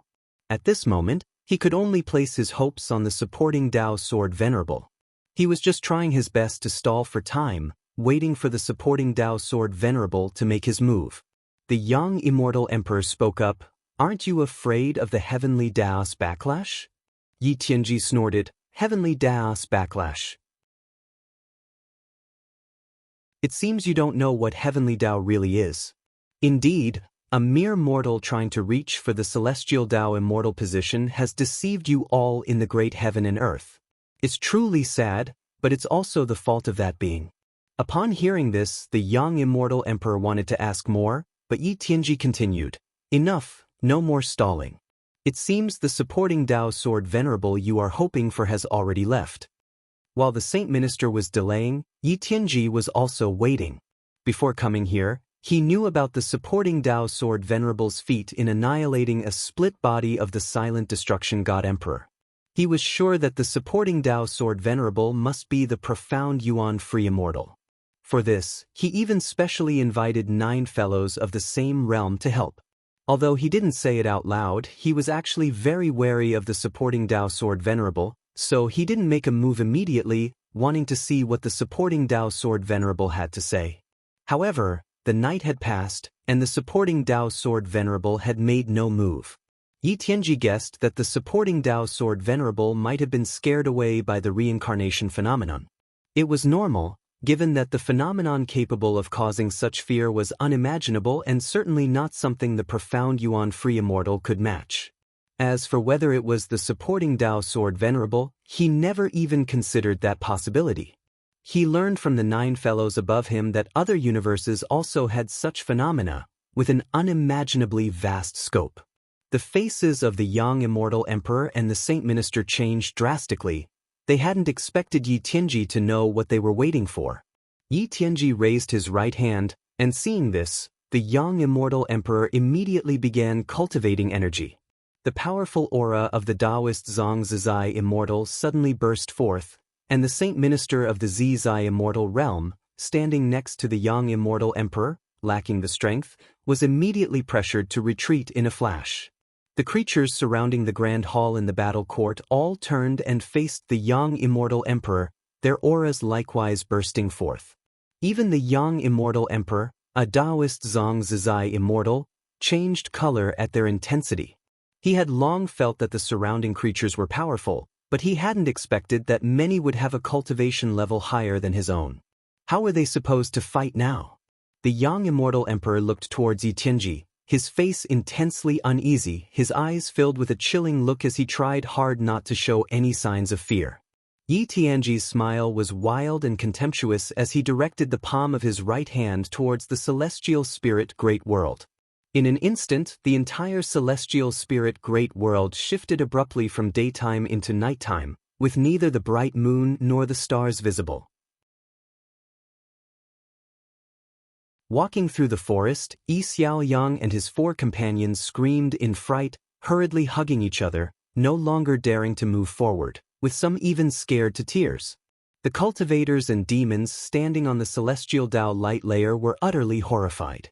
Under their watchful eyes, an indescribable giant hand descended from above the universe, stretching towards the celestial spirit great world. The vast and boundless celestial spirit great world seemed like a small pebble in front of this giant hand, about the size of a finger. From far atop the grand hall, both the young immortal emperor and the saint minister stared in shock. The descendant of the Long clan, it's time to awaken. Yi Tianji's voice resounded throughout the celestial spirit great world. Under the darkness, his voice seemed like that of a demon god from the abyss, instilling endless terror into all living beings. In the 3rd Medicine Valley, Long Qing was looking up at the night sky when he suddenly sensed something and abruptly clutched his head as a flood of memories burst forth from the depths of his mind, assaulting his spirit. He had never felt such intense pain in his head before, as if it were going to explode. In pain, he then knelt on the ground. As the world had already darkened, everyone else was watching the night sky, and no one noticed his abnormality. How could this be? Long Qing gritted his teeth and murmured to himself, struggling as he saw himself fighting and slaughtering across a realm filled with the blood of all living beings, his world tinged with red.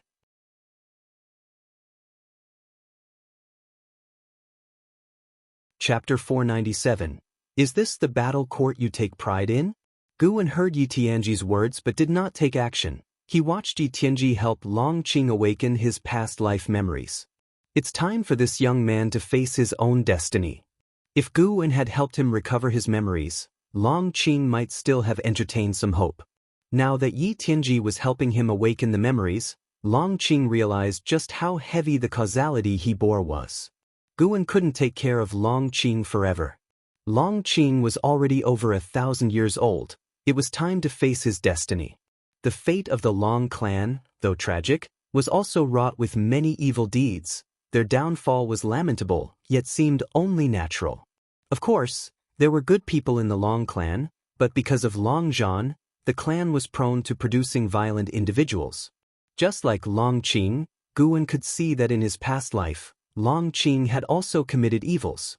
Guan defended Long Qing from the battle court as a favor for Long Zhan. Moreover, since the battle court was no good either, destroying it would mean Guan was thoroughly erasing the causality left by Long Zhan. The battle court was created by Long Zhan, and Long Qing was his only descendant. Guan felt it necessary to reverse this bad karma. Besides, if he did not intervene, the celestial spirit great world would probably not withstand the battle court's assault, which was not something he wanted to see. Guan looked up at the night sky, his divine sense locking onto Yi Tianji as he examined the deeper causality of the battle court. The battle court that had descended upon the celestial spirit great world was merely a branch, just as the silent destruction god emperor before it. The real battle court was being blocked outside the world gate. If Guan were to destroy this branch of the battle court, then it would mean a fight to the death with the real battle court. To this, he was not afraid. What he dreaded was only the group of immortal gods, not the battle court. The causes that arise from me shall be eradicated by me. Guan looked at the night sky, thinking so, his face as calm as ever. In the void, atop a grand palace, the young immortal emperor and the saint minister trembled as they looked at the terrifying giant hand above the celestial spirit great world. They had no will to fight in the face of such a hand, only a sense of despair. Even though the young immortal emperor had glimpsed such a vision in the celestial Tao golden core, when he saw it for real, he was chilled to the bone. How vast was the celestial spirit great world, yet it seemed insignificant before this colossal hand.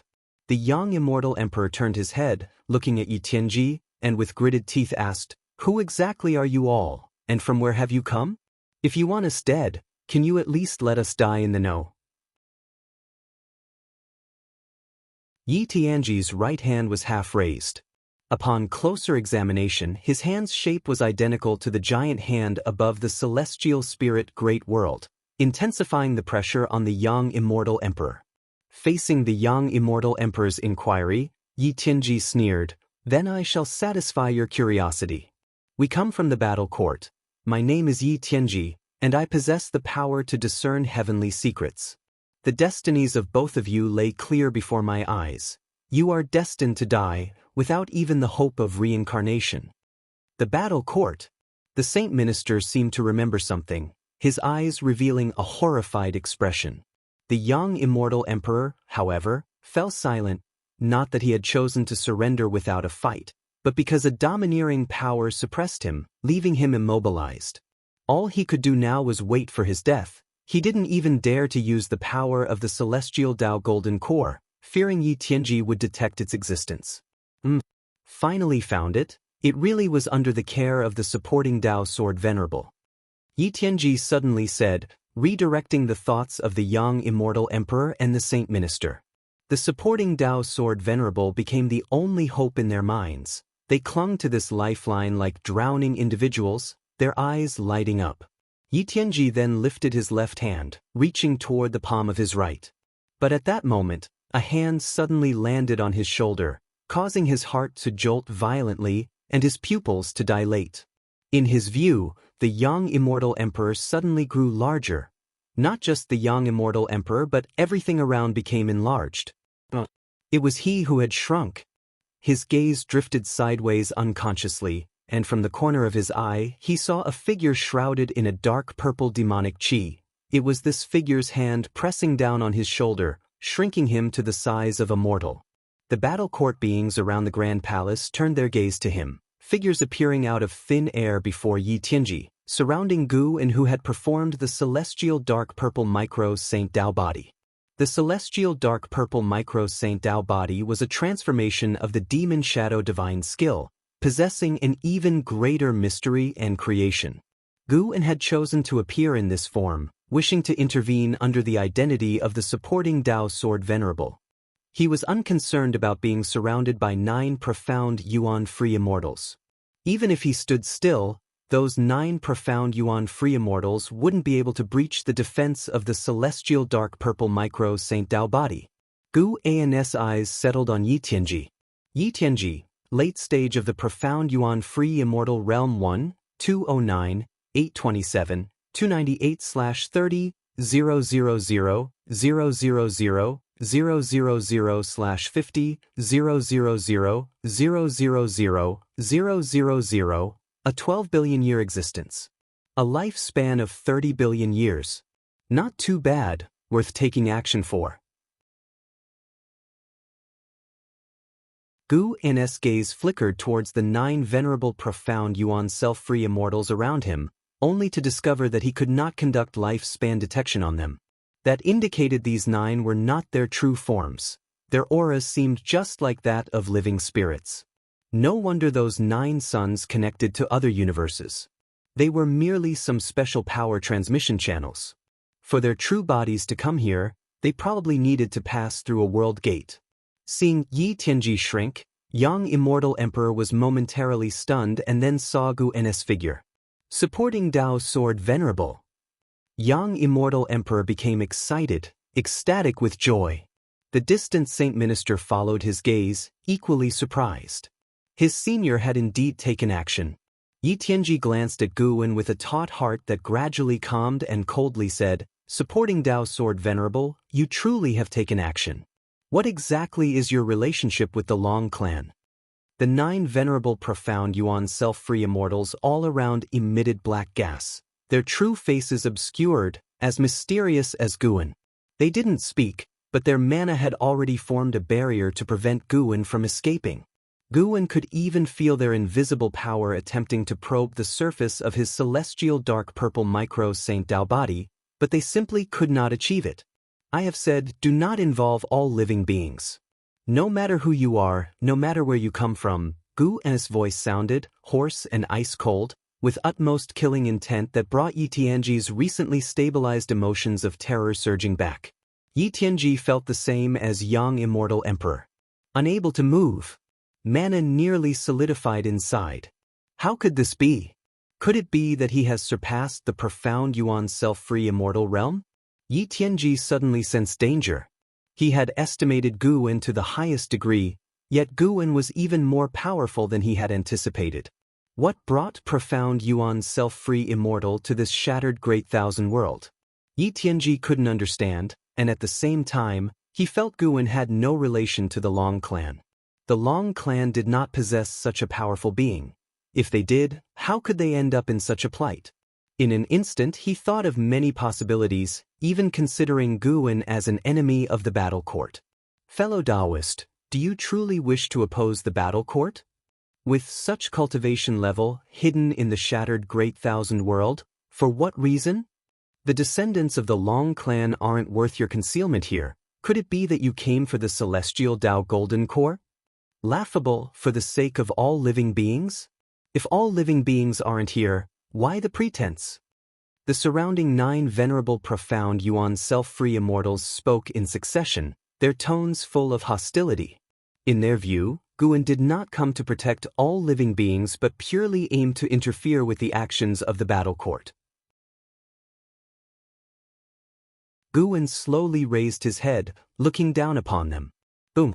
A golden light burst forth from within him, in an instant scattering the 9 venerable profound Yuan self-free immortals. Tao protecting divine essence.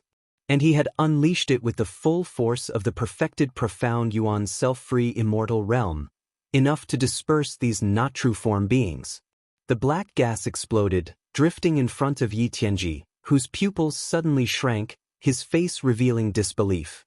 The battle court powerhouses around the Grand Hall were also scared, retreating en masse, distancing themselves from the Grand Hall, including the man with double wings who had previously battled with young immortal emperor, not daring to get close. Guan looked down, gazing at Yi Tianji, and said, "Is this what you're proud of, your battle court?" Yi Tianji, enveloped by fear that penetrated his Tao heart, opened his mouth to speak when a terrifying karmic force came from all around, instantly annihilating him.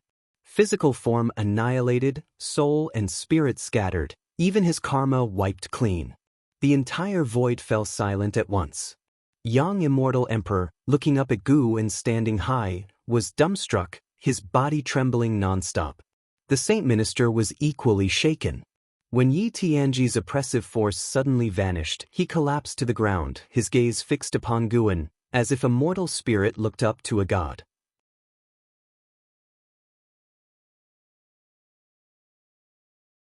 Chapter 498. Sword Against Sword, the time-transcending struggle of Sword Tao. You have successfully seized 2,809,837,622 years of lifespan from Yi Tianji, profound Yuan free immortal, late stage. Looking at the prompt before him, Gu An's mood improved, and he looked up. The warriors from the battle court maintained their distance, staring incredulously at the grand temple. Yi Tianji had vanished directly under Gu An's hand, making it feel surreal for them. In their minds, Yi Tianji was so powerful, how could he have died so easily? It wasn't until the giant hand above the celestial spirit great world suddenly dissipated that the warriors of the battle court snapped back to reality. Our Lord has fallen. How is that possible? Who is he exactly? And those divine envoys too, bad news? It can't be, absolutely impossible. The battle court exploded into chaos, with many warriors promptly fleeing. Gu An's right foot shifted slightly, and in an instant, several warriors from the battle court burst apart, turning into mist of blood that spread across the void. Since he was taking action, how could he not earn some more lifespan? However, he wouldn't kill all these creatures from the battle court. Doing so would seem like a vendetta. He wanted to continue maintaining the image of someone acting on behalf of all beings of the celestial spirit great world. Randomly selecting a few creatures from the battle court to eliminate was an unfortunate fate that befell them. One prompt after another appeared before Guan, making his mood even more delightful. Protecting all living beings while profiting himself, how could he not be pleased? Young immortal emperor and saint ministers still stood in place, despondent as the warriors of their battle court were so easily defeated in front of supporting Tao's sword venerable. They felt both excitement and despair. They thought about their own ambitions and previous schemes, and suddenly felt how ridiculous their past selves were. At the same time, they admired supporting Tao's sword venerable even more, Possessing such strength yet still interacting gently with them demonstrated a powerful attitude of kindness towards the weaker. Soon, the void fell into silence again. Gu-wen felt many powerful divine senses sweep across but quickly withdraw. This battle eventually did alarm some beings of great power in the depths of the universe, yet no one dared provoke Gu-wen. They even regretted their curiosity, fearing being targeted by Gu-wen. Without interacting with young immortal emperor and the other, Gu-wen soared up, collecting 9 suns into the palm of his hand, and then headed towards the depths of the universe. The creatures of the celestial spirit great world returned to daylight, and as the oppressive terror enveloping the world vanished, they began to communicate, discussing what exactly had happened. Even without clear understanding of the events, they felt like they had narrowly escaped a disaster. Long Qing was still kneeling on the ground, holding his head with both hands, gasping heavily in extreme agony. Eventually, people noticed his condition and gathered around. Even an Exen was drawn over. Watching supporting Dao's sword Venerable disappear into the depths of the universe, Saint Minister approached young immortal emperor, frowning. Has he left? Young immortal emperor glanced at him, asking, "Why do you say that?" Supreme sect is widely spreading that supporting Dao's sword Venerable is leaving them. It's been over 100 years since he last returned. This time, Saint Minister hesitated. He had spies within Supreme sect and thoroughly knew their every affair. On hearing this, young immortal emperor frowned. Standing in Gu-en's place, he too felt that Gu-wen might grow weary. From his understanding, Gu-wen was indeed a great cultivator who lived in seclusion and coveted nothing. Just the thought of such a great power leaving the celestial spirit great world made him feel uneasy inevitably. Could the reincarnation phenomenon from a few days ago portend an even more terrible calamity? Both young immortal emperor and Saint Minister fell into silence while the grand temple of the battle court completely submerged into darkness, losing all light. In the darkness, Saint Minister mournfully said, "Regardless of whether he leaves or not, his deeds today must be known to all. That so-called heavenly Tao has never helped us, only he has shouldered everything." Even though young immortal emperor, endowed with the celestial Tao golden core power, harbored no fondness for the so-called heavenly Tao, he replied, "I think so too. Even if he does not return, even if we eventually face the end, at least while we are alive, we should be grateful to him." In the dark void, Gu-wen stepped forward, toying with 9 golden pearls in his hand. These were the previous 9 suns, encapsulated with an abundance of power of the great Tao. He was washing away the causality within them. His journey deep into the universe was not to deliberately mislead the 2 young immortal emperor, but for other reasons. He halted his stride and said, "You've been watching for a long time, isn't it time to show yourself?" As his words fell, a silver-blue sword Qi appeared through the thick heavenly Tao mist ahead, swiftly transforming into a human figure. This was a man dressed in a blue Taoist robe, with hair white as frost, a crown atop his head resembling a sword scabbard, his back against the darkness, emitting an ancient and vicissitudinous aura. His gaze was exceedingly sharp, standing there like an eternal divine sword, immortal through the ages. Sword God, early stage of heaven encompassing free immortal realm 0/0/0. Age, current lifespan, and maximum lifespan all 0. Either it's a flesh and blood avatar or not a living being, similar in nature to divine exotic ghost king, bereft of lifespan and freedom, bound to some formidable power in exchange for eternal life. Gu-wen stared at the sword god, feeling somewhat sentimental. This sword god was precisely Yang Xian's disciple, Yang Pingon. Compared to the Yang Pingon of reincarnation memories, this sword god was more vicissitudinous, radiating a twilight aura, yet his sword intent in his eyes was stronger than what Gu-wen remembered of him. In a sense, Yang Pingon had surpassed Yang Xian, who died only as a profound Yuan-free immortal. Yang Xian, a 300,000-year-old profound Yuan-free immortal, thinking back, his talent was terrifying to the extreme, even without relying on evolved lifespan. Not to mention celestial spirit god, the sword god Yang Pingon was the first heaven-encompassing free immortal Gu-wen had encountered. Guan had earlier sensed Yang Pingan's sword chi, albeit fleetingly.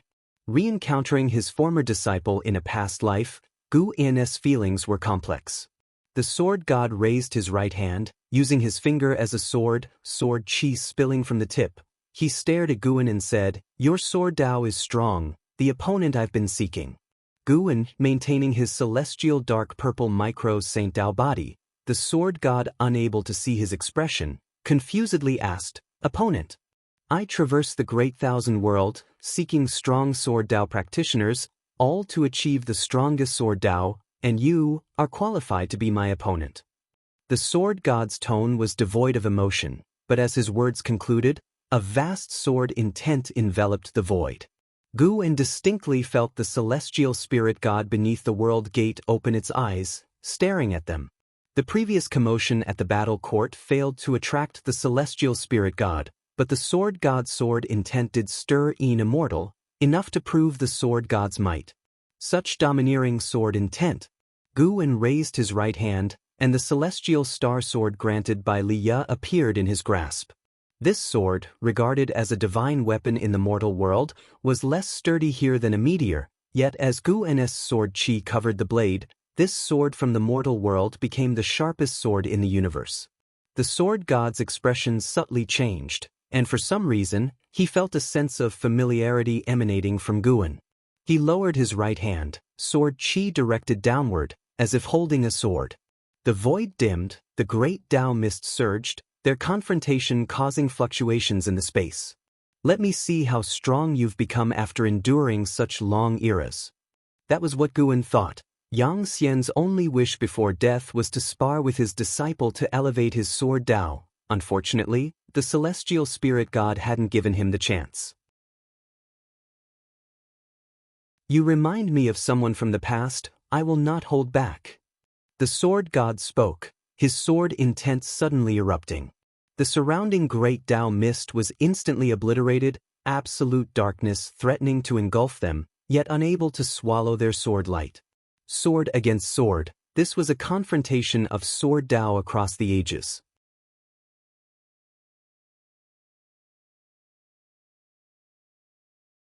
Chapter 499. Establishing a dojo. When the sword god's sword intent erupted, Guan glimpsed into his past through it. During the lengthy ages, that series of peak sword battles continuously pushed the sword god's sword Dao to even higher levels. After defeating an opponent, he would devour their sword Dao, thereby enhancing his own sword Dao. The sword god raised his right hand, pointing his sword chi at Guan from afar. In an instant, countless sword shadows appeared from the darkness behind him, radiating different sword intents like a starry sky suddenly alight. The vast sword light shone on Guan, yet it could not expel the demonic chi emanating from his celestial dark purple micro Saint Dao body. Guan then raised his sword, pointing the celestial star sword directly at the sword god. As he lifted his sword, an incredibly grandiose silver sword shadow appeared behind him, rapidly solidifying, colossal as the heavens and the earth. If one were to move the celestial spirit great world over, they would find it to be only half as long as this sword. Eternal infinite divine sword. The ultimate swordsmanship evolved from the Li family swordsmanship. Guan did not use Yang Xian's sacred heart sword Dao, fearing the sword god would recognize it. Even without the sacred heart sword Dao, he was confident he could defeat the sword god. Even if they were at the same realm. Having merged the memories of Long Zhan, Lu Han, Zhu, and Yang Xian from past lives, Guan had effectively become these individuals. Coupled with his own lifespan evolution investment, his strength was unfathomably profound. Apart from the unsolvable Zhu, within the same realm, Guan felt it very unlikely for him to lose, especially since he was not in the same realm as the sword god. The imposing sword intent of the eternal infinite divine sword was like the universe's sharpest will, causing the sword god to furrow his brow slightly. The sword god did not underestimate Guan, but he was still frightened by Guan's sword intent. "What is the name of this sword Dao?" the sword god asked. "Eternal infinite divine sword." Guan pointed his sword at him, and the eternal infinite divine sword in its state of simplicity and truth burst forth with a dazzling bright light. illuminating half the universe's void. After the sword god muttered, "Eternal infinite divine sword," he promptly waved his hand, and his sword chi slashed out. The endless sword shadows behind him also erupted into vast sword chi, sweeping toward Guan. Meanwhile, the celestial spirit great world had just regained sunlight and began to tremble, and the beings who had survived the calamity were once again startled, particularly the sword cultivators of the world and the Jianghu swordsmen, whose swords buzzed ceaselessly as if ready to unsheathe at any moment. Zhu Luo Sword Monarch, who was pondering the theory of heaven, looked up in disbelief. "What a domineering sword Dao, and there are actually two," he murmured to himself. His divine sense quickly reached out into the universe, but his divine sense retracted soon after, and his right hand followed to clutch his chest. His sword Dao had rebounded. Had his reaction not been fast enough, his sword Dao might very well have disintegrated. Though he could not see the figures of Guan and the sword god, he could only see the two vast sword Daos. Even without seeing the masters of the sword Daos, Zhu Luo Sword Monarch guessed. It must be the supporting Dao sword venerable and the sword god. He had previously guessed that the sword god had come to this universe, but now that the two were actually clashing, he was again astonished. What level of achievement in sword Dao was needed to possess such vast momentum? The celestial phenomenon lasted for less than 10 breaths, and the heavens and earth quickly returned to calm. However, the beings did not dare take it lightly and remained tense, fearing a greater catastrophe might descend. Elsewhere, in the woods, Guan sat on a rock by the stream, pulling up his attribute panel. Name, Guan, lifespan, 2, 144/7, 907, 228, 501, physique, primordial infinite body, cultivation level, innate golden immortal realm perfection, 79 billion years of lifespan. Before today, his lifespan had only been 1 billion years, and now it had soared by 78 billion years in one breath. Thanks to the battle court, Guan felt grateful in his heart. It was still through killing enemies that lifespan came quickly. Before, he had accumulated a lifespan of 100 billion years, which had taken him so many years. However, he was just thinking about it and would not go on a killing spree as a result. The lessons from lifespan reincarnation were already abundant. The reason he could grow steadily to this day was that he had concealed his ability to seize lifespan. He even suspected that Silent Destruction God Emperor was so obsessed with the Long clan precisely because Long Zhan grew stronger through slaughter. Perhaps the Silent Destruction God Emperor thought that members of the Long clan could rapidly become stronger through killing, which was why he continuously possessed the descendants of the Long clan. Guan then thought of the sword god he had just clashed with. To prevent his identity from being exposed, Guan had severely injured the sword god.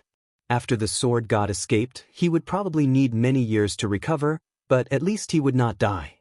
Whether it was the identity of Long Zhan or Yang Xian, Guan did not want to expose any of them. Lifespan reincarnation was much more advanced than any reincarnations he had come into contact with so far. Lifespan reincarnation could project into the past, the future, and even alter destiny, which was terrifying. Should this matter be exposed, Guan would undoubtedly attract the wariness of more powerful beings. He saw the sword god enter the river of sword Dao and disappear. The river of sword Dao, the river of destiny, the river of time, and others were all existences independent of the universe, accessible only through the great Dao. They were dangerous and mysterious, and whether they could lead to other universes was still hard to say. Perhaps the sword god had come through the river of sword Dao. But Guan felt that the world gates were not for show. To cross universes, one always had to get past the celestial spirit god. Time passed quickly in Guan's thoughts. An hour later, all the beings of heaven and earth finally relaxed. Although they did not know what had happened, the return of tranquility to the world was a good thing. After a little less than half an hour, Yi Xiaoyang and his 4 companions finally arrived at the agreed-upon location. When they saw Guan, they were all pleasantly surprised and immediately rushed over. 3 youths burst into tears on the spot, having been scared out of their wits by the sudden darkness that had fallen over the world. Guwen watched them with a smile and did not comfort them, letting them vent on their own. Yi Xiaoyang turned to Guwen and asked, "Immortal, do you know why the skies suddenly darkened earlier?" Guwen shook his head and said, "How would I know? I only know a little about the art of immortal cultivation." "You really think I'm an immortal? This world is much bigger than you think. It will be more interesting for you to explore on your own than to ask me." Upon hearing this, Yi Xiaoyang fell into endless daydreams. Once they had calmed down, Guwen began to teach them the method of qi refinement. The talents of these 5 were not bad. In less than half a day, all had cultivated a thread of spiritual power. It was not until evening that Guwen let them go back. Compared to their first farewell, the 5 felt more relaxed, believing that Guwen truly intended to teach them. After watching them disappear into the depths of the forest, Guwen headed in the opposite direction. With one step, he arrived thousands of miles away. This place was rarely tread by mortals, abundant in spiritual energy, with more plant demons than beast demons. Guwen arrived at the top of a high mountain. He stood on the edge of a cliff, his mind moved, and he began to create the lifespan dojo. "Please choose the range of your dojo," a prompt appeared, and Guwen instantly made a decision. He marked off an area with a radius of 5,000 miles in one go. "You will need to consume 500 million years of lifespan. Would you like to continue?" 500 million years of lifespan, not too bad, acceptable. Guwen was actually afraid that this thing would consume a huge amount of lifespan, even an endless amount. If that were the case, he could only give up on the lifespan dojo. As his thoughts concluded, he distinctly felt the space fluctuating. At the same time, a vast amount of memories flooded into his mind. He could control everything in the dojo as easily as he could his own hands.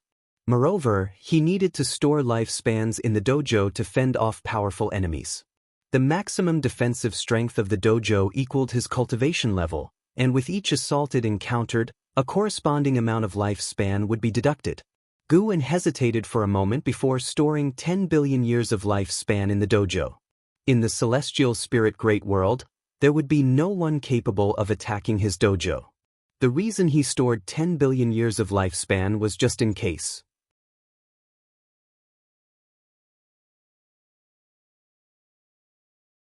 Chapter 500.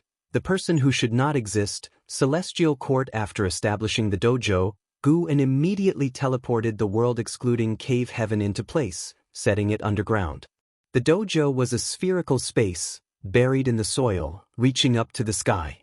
Guwen deliberately placed most of the space beneath the ground, so the underground area was larger than that above.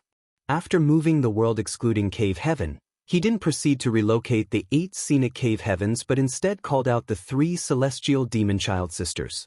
The 3 sisters passed through the ground, and as soon as they emerged, they were captivated by the surrounding mountainous scenery. Their eyes widened as they looked around. Standing at the edge of the cliff, overlooking them, Guwen said, "From now on, the land within 1,000 miles is my dojo. You will all live with me here in the dojo from this day forward." Upon hearing this, the 3 sisters were overjoyed, as they could finally live with Guwen every day. "In a few days, others will come. You won't be alone. If you wish to go out for a walk, I won't stop you, just don't go too far." Guwen's next words piqued their curiosity even more. For over 2,000 years, they hadn't met any other beings, but now they eagerly anticipated meeting new people. The 3 sisters immediately flew to Guwen's side, chirping away with endless questions. Guwen answered patiently, his face brimming with smiles. Seeing them so happy made him feel content as well. 15 billion years of lifespan had not been spent in vain. In the following days, Guwen moved the 8 scenic cave heavens and mountain of 10,000 swords from the 3rd Medicine Valley, taking an Xen, Blood Prison Great Saint, and White Spirit Rat with him.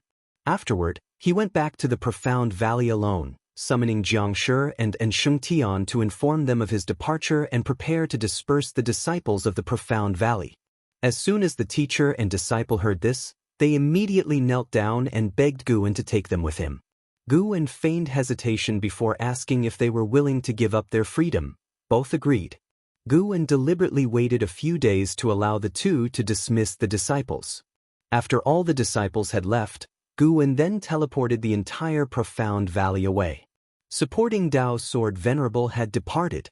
This event eventually spread within the Supreme Sect, causing a significant stir. The Third Medicine Valley also experienced a brief tumult, with Long Qing taking over as Valley Master to prevent the disciples from feeling disheartened. The Supreme Sect's higher-ups began to ingratiate themselves with Long Qing, believing that he would become a go-between with Gu in supporting Dao's sword Venerable was sure to return.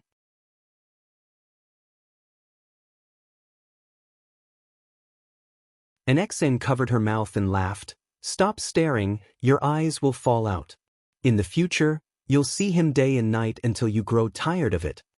Shenzhen turned her head to look at her, unable to refrain from asking, "What place is this exactly?" The setting sun was desolate and beautiful, with strong winds rising.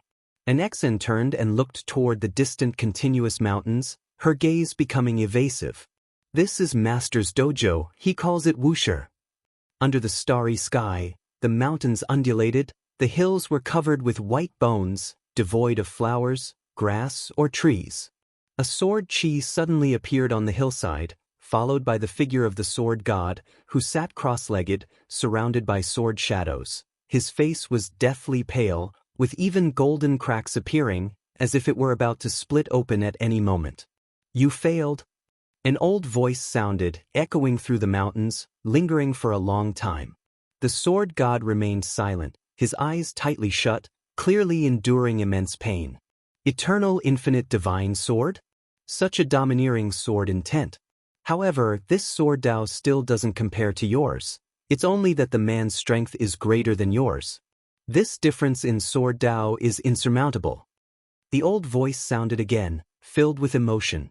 Not long after his words fell, an elder clad in a white robe with white hair appeared behind the sword god. He was barefoot, emanating a faint white light as if he were an immortal ready to ascend at any moment. He raised his right hand, extending 2 fingers, touching the back of the sword god's neck. The sword god's clothes began to flutter violently as sword chi surged from the starry sky, like a tornado pouring into the sword god's body. "Eh!" the white-haired elder uttered in surprise, seemingly sensing something. The sword god opened his eyes, asking, "What? Even you can't drive it away?" The white-haired elder spoke. "Though I cannot see its form, I can confirm, this is Lu Qixian's Dao Destruction Destiny Seal. That person must have a connection with Lu Qiuxian." The sword god frowned, his eyes full of confusion. "Lu Qiuxian, like you, is attached to the river of the great Dao. However, he is even older than you. Who knows how many destinies are intertwined in his long life? It's normal that you can't calculate it." The white-haired elder spoke with a sense of loss, but then a smile appeared on his face, asking, "Encountering such a sword Dao master is a good thing for you. You've won too many times, it's about time you lost. At least this time your opponent didn't finish you. From their sword intent, it would not be difficult to completely destroy you." The sword god took a deep breath and said, "I know. I don't hold a grudge against him. It's just that he makes me feel like a person, like someone who shouldn't exist." The white-haired elder couldn't help but shake his head, speaking, "Your master died a long time ago, why be so obsessed with him still?" "No, you don't understand. I have a feeling that although my master is dead, he still exists. The strengthening Sacred Heart Sword Dao in the river of Sword Dao is the best proof." The sword god looked up at the starry sky, his gaze unwaveringly firm. The white-haired elder sighed, no longer speaking. After a while, the sword god withdrew his gaze, asking, "A celestial Dao golden core has appeared in the shattered celestial spirit great world. It's very likely left by the celestial spirit ancestor. Don't you wish to resurrect? This is an opportunity." The white-haired elder laughed softly. "The celestial spirit ancestor's golden core is not easy to take. Do you think the celestial spirit god stands guard there for nothing? The so-called celestial Dao golden core is just bait. After so many eras, I didn't expect the celestial court to still not give up."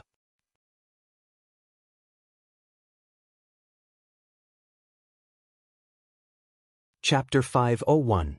1,000 years, 10,000 years. The morning sun penetrated the mountain forest, shining on the stream, sparkling with light. Gu-en still sat on that rock. A year had passed since he left the supreme sect, and the Taoist field of the beginningless was already filled with various grades of medicinal herbs. It wouldn't take many years before his yearly income from lifespan would increase. Surpassing the peak would not be difficult. An Xin, Shenzhen, and others also began to cultivate in seclusion, and Gu-en taught Yi Xiaoyang and the other 4 each day outside the dojo. Yi Xiaoyang and his group had to climb mountains and wade through waters back and forth every day. Initially, it was very tough, but after a year of cultivation, they had grown accustomed to it, even considering this journey as part of their cultivation. While waiting for them, Gu-en was watching Zhenqin. Since Yi Lan passed away, Zhenqin had been continuously gaining experience and opportunities outside, yet, regrettably, she was still about to face her life's limit. And she was still a long way from reaching the Nirvana realm. Zhenqin seemed to sense her celestial mandate, preparing to take revenge on the ghost mother of ephemera. The death of Su Han had always been a thorn in Zhenqin's heart. Her reason to cultivate was also to avenge her senior brother.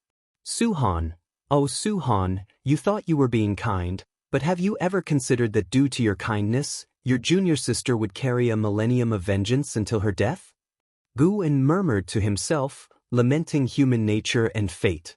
Su Han's corpse had long been moved by him from the Nianchu cave mansion to the world-excluding cave heaven, currently resting in a cave within the dojo. His soul had gone with the reincarnation long ago, but since his corpse was well preserved, Gu-en could use causality to seek his reincarnated soul. He hadn't wanted to do so, but seeing that Zhenqin was about to reach her end, he was considering whether to fulfill his disciple's regret. Just as Gu-en was pondering this, a piercing sound came. Young Yi Xiaoyang, a year older, charged forward with a wooden sword, swooping like a bird through the forest. Gu-en raised his hand, circled around his own neck, and caught the tip of the wooden sword between his fingers. Yi Xiaoyang was forcibly stopped, landed on his feet, and subconsciously fell backward. He looked up at Gu-en and shook his numbing right hand, exclaiming, "Master, you are so powerful. Are you a Foundation Establishment Realm cultivator?" Gu-en stood up, taking the wooden sword in hand, and chuckled, "You found out. With your little skill, you still think of ambushing your master?" Yi Xiaoyang straightened his neck and said, "What do you mean by ambush? I just wanted to show Master my cultivation progress."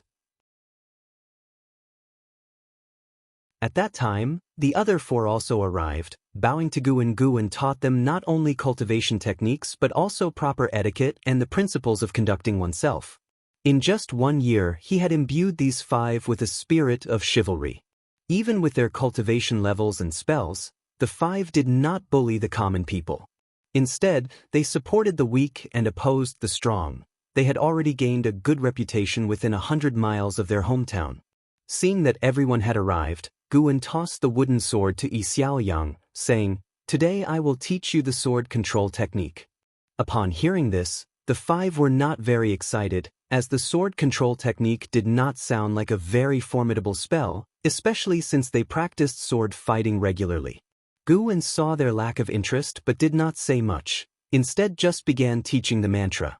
Inside the mysterious space, young immortal emperor walked towards the celestial Tao golden core. Looking at the majestic and spectacular celestial Tao golden core, his eyes not as fervent as before. After the disaster of the battle court, he felt that the celestial Tao golden core could not grant him power to dominate everything, and heaven had no intention of saving all living beings. Whether it was the immortal dynasty or the holy court, most people felt a sense of mission to bear the destiny of all living beings. From the moment they stepped onto the path of cultivation, they had done both good and evil, but all felt that as long as they were powerful, they had to protect all living beings. The young immortal emperor felt the same. He believed he was destined to be the lord of heaven and earth and must protect all living beings.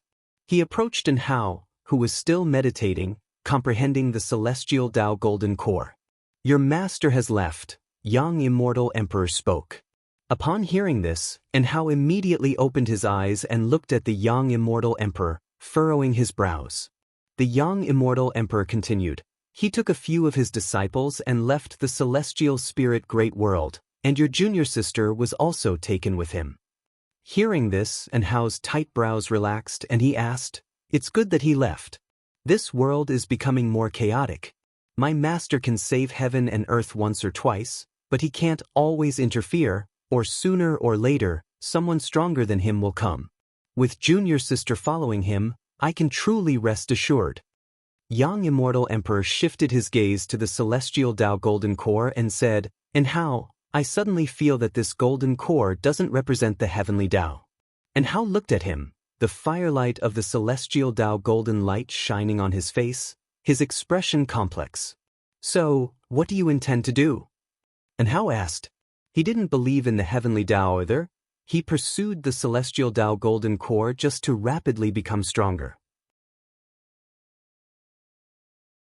The world's situation was unpredictable, and despite his strong talent, he also felt a sense of urgency. If he were to die on the path of cultivation, in 1,000, 10,000 years, no one in the world would remember him. Young Immortal Emperor slowly said, "I want to contend for the theory of heaven." After hearing this, and Hao fell into silence. The mysterious space fell silent along with them, stretching their shadows long. Seasons changed from spring to autumn, and 5 years swiftly passed. The dojo was vast, but few lived there, and each day was quiet, which helped calm Gu An's heart. Every day, teaching Yi Xiaoyang and the other 4, planting flowers and picking herbs, writing books, practicing calligraphy, Guan didn't find it boring at all. Instead, he felt fulfilled. 5 years passed, and Yi Xiaoyang and the 4 others had all reached adulthood and successfully reached the foundation establishment realm. In the scorching summer, within the forest, beside a little stream, Guan looked at the grown-up 5 and felt that time indeed flew by. "Master, I want to change my name and be called Yi Qingshan from now on," Yi Xiaoyang suddenly said, and the other 4 spoke as well. "I want to change too, my name will be Lin Chuan. My name will be Cheng Meng. I want to change my surname too, call me Gu Changxing." "You shameless. Well then, I also want the surname Gu Qingdao." Listening to their words, Guan smiled helplessly and didn't stop them. As the 5 changed their names, their fates too changed accordingly. Guan saw their futures. Guan cleared his throat and said, "You have all established your foundations. In a few years, you will surpass your teacher, and I do not wish to be surpassed. Don't come here anymore. Go and seek a broader path towards immortality." Hearing this, Yi Qingshan and the others fell silent. They did not argue. In fact, they had wanted to leave for the last 2 years because they had come into contact with cultivators from the immortal cultivation realm and knew how vast it was, making their hearts yearn for it. "Master," Ching Meng couldn't help but speak. Before she could finish, Guan raised his hand and said, "No need for filial gestures. I came here to isolate myself from the world to cultivate in peace. You have disturbed me for so many years, isn't it time to let me go?" Yi Qingshan immediately knelt down and kowtowed to Guan, the other 4 quickly following suit. Looking at Yi Qingshan, Guan thought of Lu Jiujia. Lu Jiujia's figure merged with Yi Xiaoyang's, transforming into a new person. Guan was not sad. He smiled and accepted their kowtows. Yi Qingshan stood up and said, "Once a teacher, forever a father. When we ascend to immortality and achieve the Tao, we will definitely come back to repay you." The others promised as well, and Guan waved them off with feigned impatience. The 5 bowed and took their leave. A few steps later, Yi Qingshan could not help but look back, just as he did the first time he parted from Guan. He saw Guan under the shade of the trees, the feeling of reluctance from his youth resurfacing. Now, stronger than he was 6 years ago, he was not swayed by emotions, quickly turning back to disappear into the woods with his companions. Guan stretched his arms and yawned. Twisting his neck, he said, "Finally sent them off. See you in 1,000 years." He turned and walked in another direction through the forest. Just as he stepped over the stream, a plump white spirit rat dashed out. It quickly shrank in size and landed on Gu An's shoulder. "Master, are those 5 your disciples?" the white spirit rat asked curiously, still with the voice of a young boy. Guan laughed and said, Of course they are. Why do you ask? You only taught them for a few years before sending them away. I thought they were like the disciples from the Third Medicine Valley or Profound Valley. They will come back. They will accompany us for 1,000, 10,000 years, and you will have to be their support. Really? The white spirit rat widened its eyes in surprise.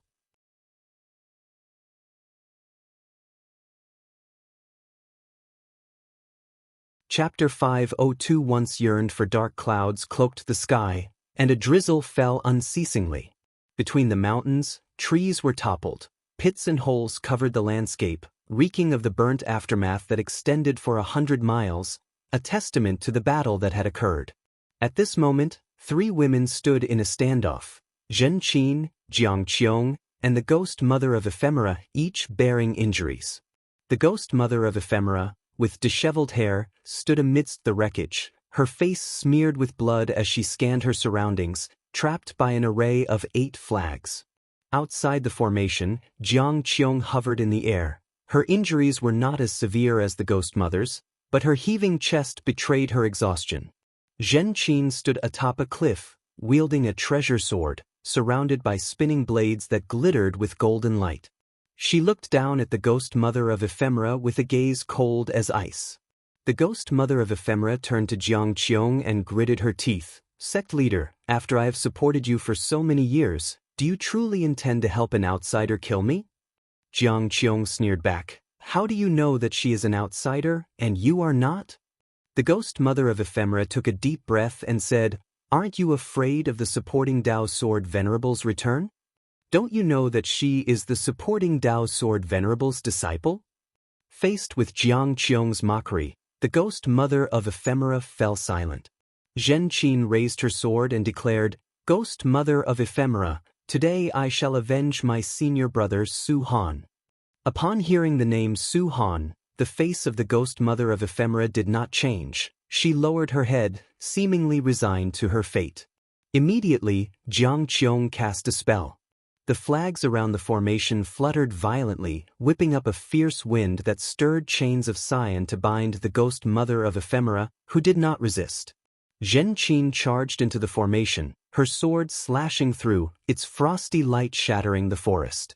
With one slash, blood spurted and the head of the ghost mother of Ephemera floated into the air. Zhen Qin stood behind the ghost mother of Ephemera, slowly straightening up. She turned her head and saw not only blood spurting from her neck but also flames of a golden blaze. The soul of the ghost mother of Ephemera emerged, unable to escape from her severed neck. Zhen Qin, looking upon this, felt no joy, only a sense of relief followed by an overwhelming fatigue. Years had passed, and she no longer hated the ghost mother of Ephemera. Avenging Su Han had become her obsession. Jiang Qiong descended from the sky, looking at the golden flames at the neck of the ghost mother. She clucked in wonder, Are you trying to make her soul disperse? Where did you learn such an evil skill? Zhen Qin, devoid of expression, replied, To deal with an evil demon, one naturally uses evil methods. The soul of the ghost mother of Ephemera struggled in agony, silent. But her twisting form was horrifying to behold. A breeze passed, scattering the golden flames around her neck, which alarmed both Zhen Qin and Jiang Qiong, prompting them to instinctively look around. Let's end it here. This life's grievances have been settled. A voice sounded, and upon hearing it, Zhen Qin stopped mid-sentence. This voice belonged to Gu, and Jiang Qiong showed surprise and looked around in search of Guan. The soul of the ghost mother of Ephemera flew out from her corpse. Zhen Qin's sword was no ordinary sword. Its slash severed all her lifelines, leaving her either to find a new vessel or wait for reincarnation. Her soul knelt beside her body, as if paying homage to Guan. You have 2 choices. Gu Anna's voice spoke again, detached as if a god spoke. Reincarnation, to let go of this life's karma and start anew the next life, or redemption, to lose your freedom and continue living. The ghost mother hailed from the Ephemera sect. Though not affiliated with the Ephemera sect that caused chaos in the Taizong continent, she had harmed many in her lifetime, Su Han being only one. Even when she founded the Gathering Flower sect, she resorted to wicked methods. The reason why Guan offered her a choice was that, at her core, she believed she acted for the supporting Dao Sword Venerable, that she belonged to him. After following the Sword Venerable, she had indeed restrained her methods and attempted to incline towards goodness. Guan did not wholly shield her, not just because of Su Han, as Su Han had long since severed ties with him, but because she genuinely had committed evils. Stopping evil actions did not erase past deeds like smoke. One must bear the consequences of their choices. The ghost mother of Ephemera immediately looked up and shouted loudly, "I am willing to follow you, even if I lose my freedom forever." No sooner had her voice faded than her soul vanished into thin air. Peace then returned to all of great heaven and earth. Jiang Qiong pursed her lips and looked toward Zhenqin, offering comfort. Regardless, she is considered dead and probably won't be at ease in the future. Zhenqin took a deep breath and said, "I know. Master said she wouldn't let her be free, and she certainly won't." The blood prison great saint was the perfect example. When Guan said to make him a mount for 1,000 years, he indeed suffered for an entire millennium. Seeing that Zhenqin was not fixated on the matter, Jiang Qiong also felt relieved and then asked, "What are your plans now?" Zhenqin looked into the distance and replied, "No plans." After her words fell, her body suddenly leaned backward. Jiang Qiong's eyes widened as she instinctively reached out. However, a hand moved faster to catch Zhenqin's shoulder. Zhenqin looked up and a smile appeared on her face involuntarily. "Master," Zhenqin said weakly. Guan looked at her and sighed softly. Zhenqin had reached the last year of her maximum lifespan. Today's battle had thoroughly drained her vitality. Jiang Qiong was pleased to see Guan, but she didn't speak, choosing to give the time to the master and disciple. Zhenqin was too weak to speak and soon closed her eyes, her hand naturally falling. This made Jiang Qiong frown. Guan looked toward Jiang Qiong and said, "The ghost mother of Ephemera is dead, and the Gathering Flower sect must be personally managed by you." Jiang Qiong nodded and replied, "I know, I will go back soon." She stepped forward, sizing up Guan, and said, "Everyone says you've left the celestial spirit great world, but I didn't think you were still here." I said to myself, how could you leave without telling me? Facing this woman who had greatly helped him in his early years, Guan said with a smile, "If you ever run into trouble in the future, just call for me in your heart." He could hear Jiang Qiong's heart's voice and knew she was not one to leave the secular world, so he did not invite her to the dojo. Jiang Qiong stared at him and asked, "Can I summon you if I miss you?" Guan rolled his eyes at her and replied, "I am very busy." Jiang Qiong huffed coldly and said, "Take her away quickly, don't let her die." She couldn't see the end of Zhenqin's lifespan, but she could feel her life force rapidly draining, a sure sign of ill. Guan nodded slightly, then disappeared from the spot with Zhenqin. Jiang Qiong didn't leave immediately but walked toward the corpse of the ghost mother of Ephemera. After working together for over 1,000 years, she didn't want the ghost mother's body to be left in the wilderness. Zhenqin had a very long dream where she returned to her youth, a time when she, Su Han, and Yi Yen lived carefree in Profound Valley. Back then, they all aspired to reach the Foundation Establishment realm. When Zhenqin awoke, she opened her eyes to the blue sky. She sat up instinctively and then saw Guan sitting at a stone table not far away, with an ice coffin next to her. Seeing Guan, her heart settled down instantly. She stood up immediately, ready to go and pay her respects. But as soon as she stood up, she saw the scene inside the ice coffin and froze completely. She couldn't help but blink, but no matter how many times she blinked, the scene inside remained unchanged.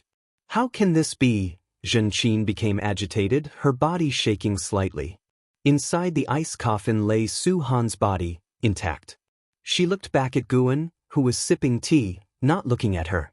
In that moment, Zhenqin's heart was filled with emotion and shame, and 1,000 words were stuck in her throat, unable to be spoken.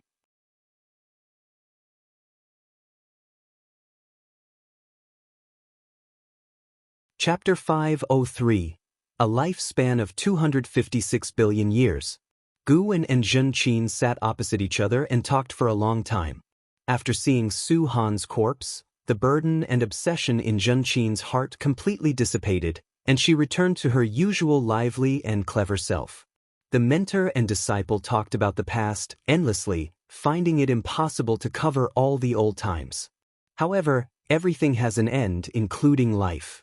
When dusk fell, Zhenqin looked at Guan and said earnestly, "Master, thank you for your care in this life.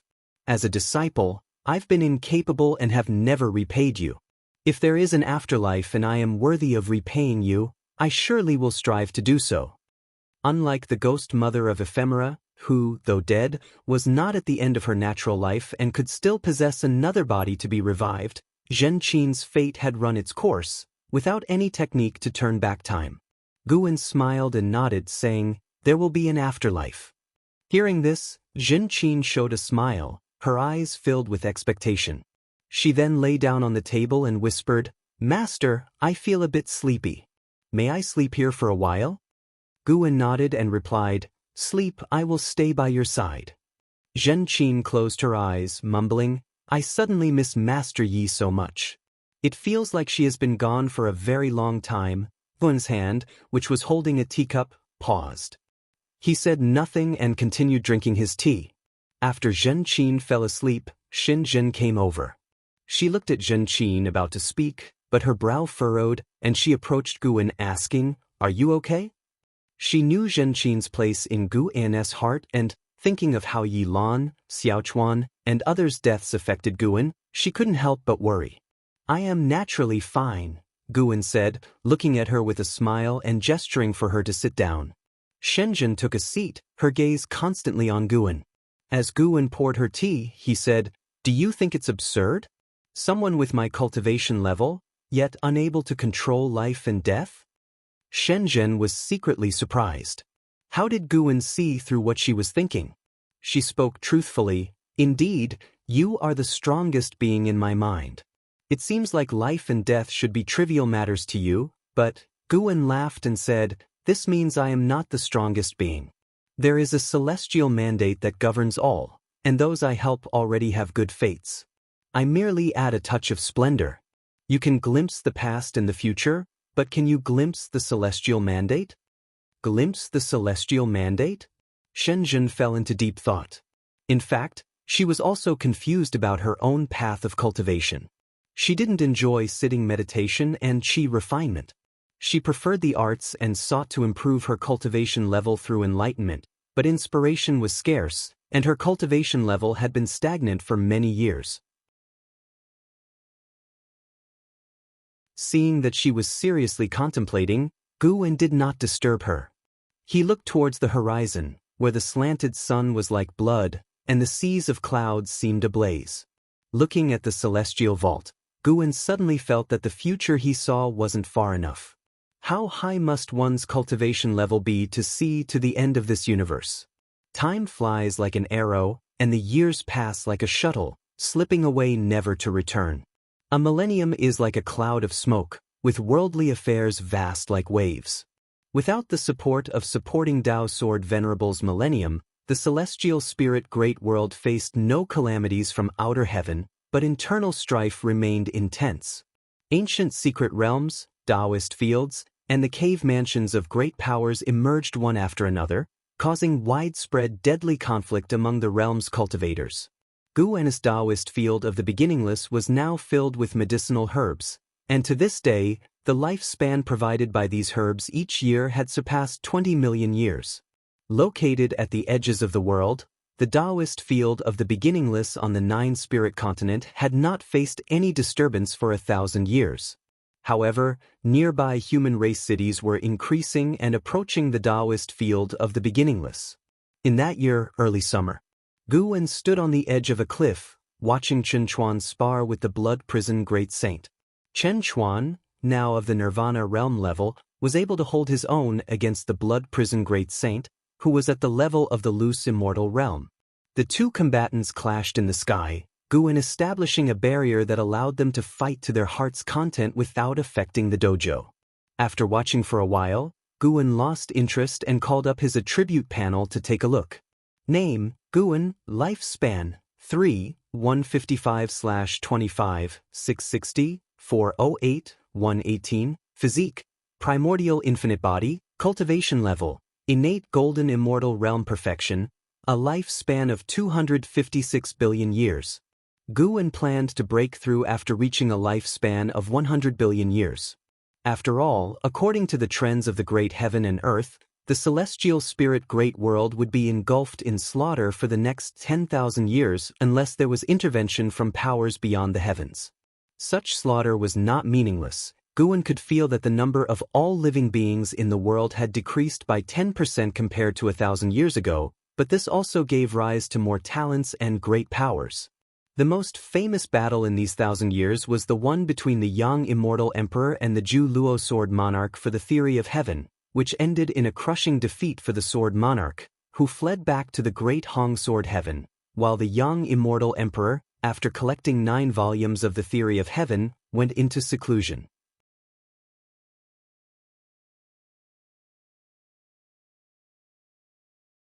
At the very least, it indicated that Guan had no mighty background or extraordinary talent. Reflecting on their master, they felt regret, wishing they had had the chance to repay him.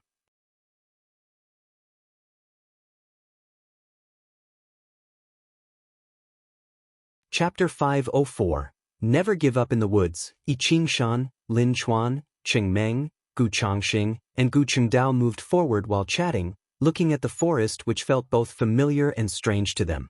They talked about the past millennium with deep emotion. Suddenly, Cheng Meng said, "Do you think it's possible that Master is still alive?"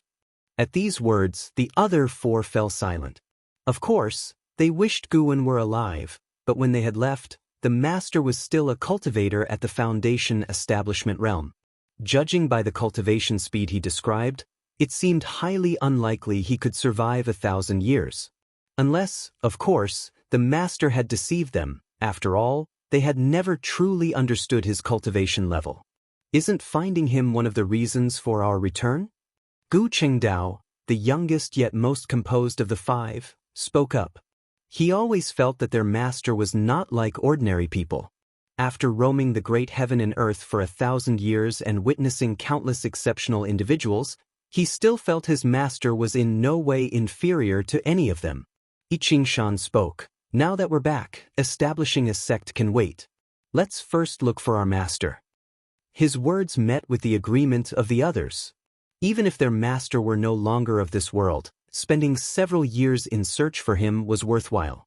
Gradually, their conversation turned to their sworn enemies. Mentioning their enemies made their teeth itch.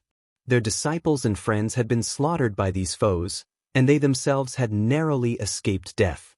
Even with all the hatred, they had no means of revenge, as their enemies were cultivators of the immortal Tao realm, backed by a major sect. As they talked, they came to a small stream and were struck dumb. Lin Chuan couldn't help but ask, "Could this be the same stream from 1,000 years ago? How is it still here?" Yi Qingshan was somewhat bewildered, responding, "A millennium isn't enough for the great heaven and earth to undergo massive change, especially since there hasn't been sect conflict or demon mischief around here.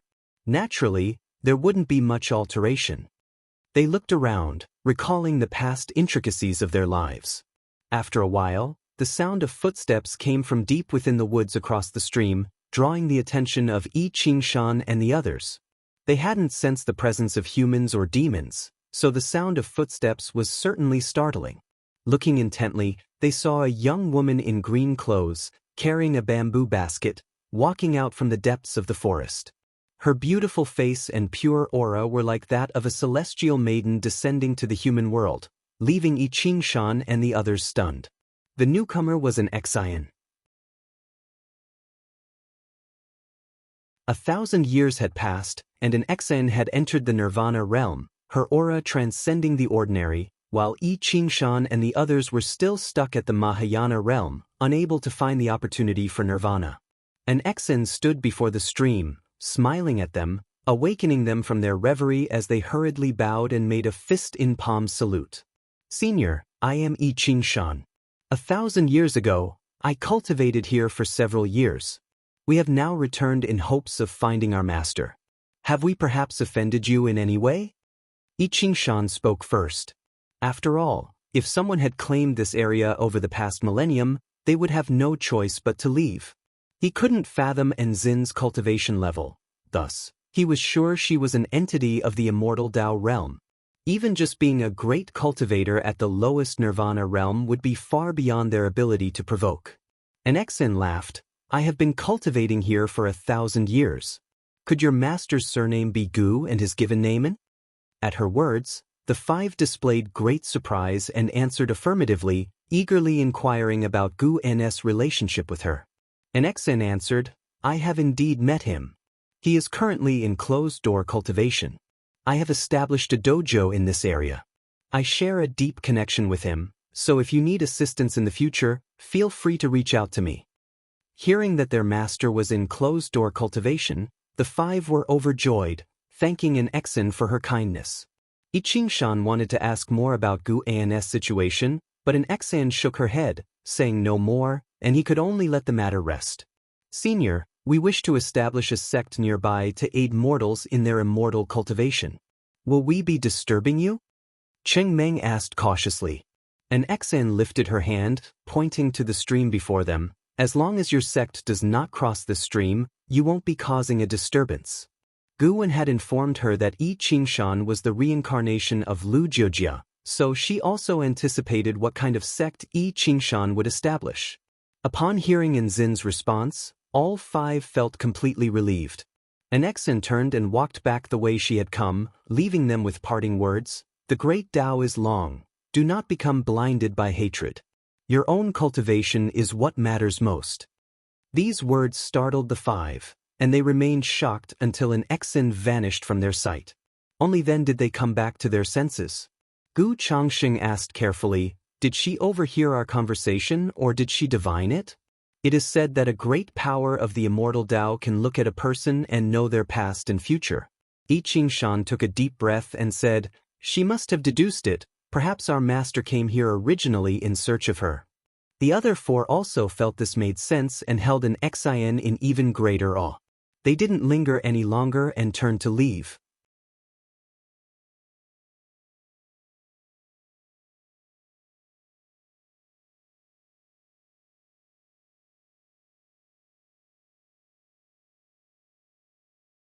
Chapter 505. Long Family Destiny Pattern. Celestial Tao merits. Yi Qingshan and his 4 companions acted quickly. They first chose a mountain to construct buildings, and then began recruiting children with spirit roots. In just 1 year, they had gathered over 300 young boys and girls, and then began to earnestly teach them cultivation. 100 years later, after the first batch of disciples had grown up, they officially started to establish their sect, named Qiankuan Sect. The Qiankuan Sect. There were many sects with this name in the world, but Yi Qingshan wanted there to be only one Qiankuan sect. His ambitious declaration at the founding ceremony was overheard by Guwen at the dojo. Guwen just smiled lightly, not paying much attention. He didn't even bother to calculate the destiny of the Qiankuan sect anymore, choosing to leave it as a mystery, as a bit of color in life. The seasonal patterns in the celestial spirit great world were broadly the same. At the start of autumn this year, Guwen lay under a tree, hands pillowed behind his head, eyes closed. It seemed as though he was sleeping, but he was actually observing the Supreme Sect. After all, he had spent the earlier half of his life in the Supreme Sect, and even after 1,000 years, Guwen still held some sentiment for it. He was currently paying attention to Long Qing. Before leaving the Third Medicine Valley, Guwen had begun to release the Guiyuan Divine Tao within Long Qing's body, allowing him to gradually regain his qi refinement talent. Long Qing, born in the Nirvana realm, had completely recovered his true strength after 1,000 years of cultivation. Under his leadership, the Third Medicine Valley had become a very powerful force within the Supreme Sect. Everyone knew that he was raised by Guwen. With him there, the bond between the Supreme Sect and the supporting Tao Sword Venerable would not break. Therefore, even those whose cultivation levels were several greater realms higher than his would still try to please him. Unlike Gu N's style, Long Qing turned the Third Medicine Valley into a power-chasing valley, losing the leisurely and peaceful atmosphere of the past. At this moment, someone was persuading Long Qing. This person was a profound yuan-free immortal who came from the World Gate. Gu and initially thought he was here to cause trouble, especially since he carried the thick aura of the battle court. However, this person had lingered outside Celestial Spirit Great World for decades and then infiltrated the Supreme Sect, where he stayed for several decades before finally approaching Longqing. He was currently explaining to Longqing about the strength of the Long clan and their deep connections with the battle court. Previously, Yi Tianji had shown Longqing many images from past lives, but those were only fragments of memories.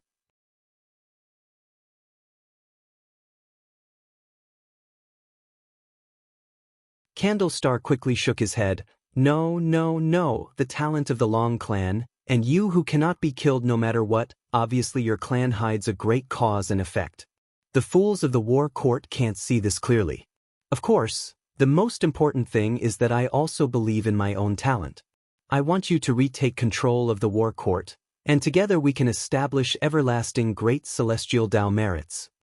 Longqing furrowed his brows again. He muttered, with my current cultivation level, how many years would it take to overthrow the war court? Candlestar answered, if it's fast, several tens of millions of years. If slow, several hundreds of millions of years. Of course, you have to survive and you cannot slack off. Tens of millions of years? Longqing widened his eyes, unable to remain calm. He couldn't help but exclaim, are you joking with me? Even if it really took that many years, could you wait that long? Candlestar huffed. Why can't I wait? I also need time to cultivate. Don't feel that it's too long.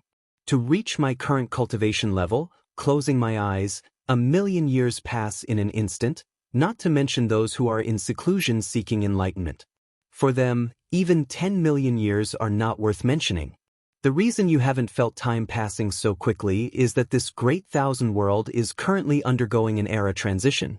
The heavenly Tao promotes the movement of heaven and earth, and living beings are continually fighting.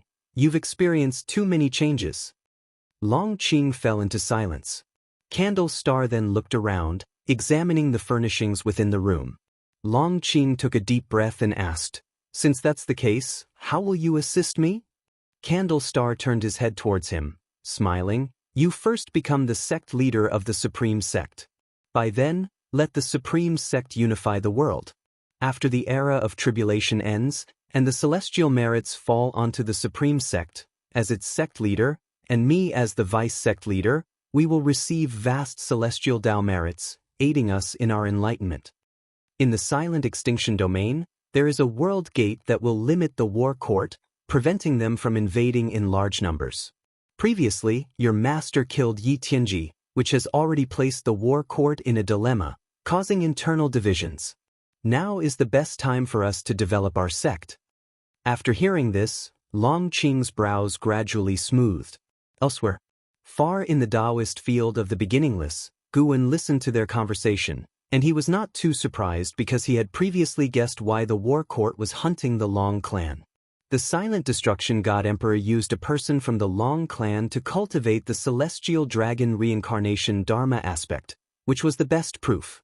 He was more interested in the celestial Tao merits mentioned by Candlestar.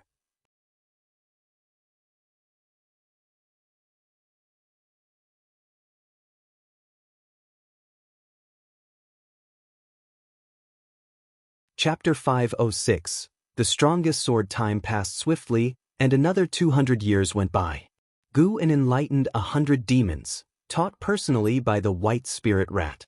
An Xian introduced them to Yi Qingshan and others, enabling the White Spirit Rat to quickly establish a relationship with the Qiankuan sect. Under the guidance of Yi Qingshan and his peers, the Qiankuan sect occasionally presented gifts to the White Spirit Rat and its subordinate demons, making the relationship between the two parties increasingly close. After 200 years, the Qiankuan sect had risen to power, becoming a first-class sect in the 9-spirit continent with aspirations of sweeping across the world. With 9 Mahayana practitioners, the Qiankuan sect was truly invincible in this land, and unifying the continent was only a matter of time as long as no forces from overseas intervened. Conflicts continued between heaven and earth, and the spiritual energy from nature surged towards the heart of the continent, prompting the strong practitioners to follow it. This weakened the immortal cultivation atmosphere in the peripheral regions. That was the case for the nine-spirit continent and neighboring continents. Almost no creatures from the immortal Tao realm visited this area, though many lower realm beings wanted to spend their remaining life here. On this day, inside the Taoist field of the beginningless, by a lake in the mountains, Guwen was fishing. Blood Prison Great Saint stood by, curiously watching the lake's surface, and couldn't help but ask, "Master, are these fish of a special kind?" In his mind, the master was the strongest. In his view, the master wouldn't engage in meaningless activities. Even the leisurely ones would, upon reflection, hold significance, just like how the master enjoyed reading and writing, which Shinjin emulated and then attained enlightenment. There were also the games of Go and chess created by the master, which could enhance one's comprehension of the Tao. Even gardening held many subtleties, allowing for deeper contemplation. Even serving as a bullock, 1,000 years of reflection had helped the Blood Prison Great Saint shed his impetuous and arrogant temperament. This lake was newly created by Guwen yesterday. When he went to the hidden spirit palace to gather medicinal herbs, he brought back several small fish, all of which were released into the lake. Guwen replied, "Nothing special, they are just ordinary fish." Ordinary fish? The Blood Prison Great Saint was even more confused. He carefully observed the lake in front of him, convinced that it must hold some profound mystery, though he still couldn't see through it. Little did he know, Guwen simply wanted to fish for the sake of fishing.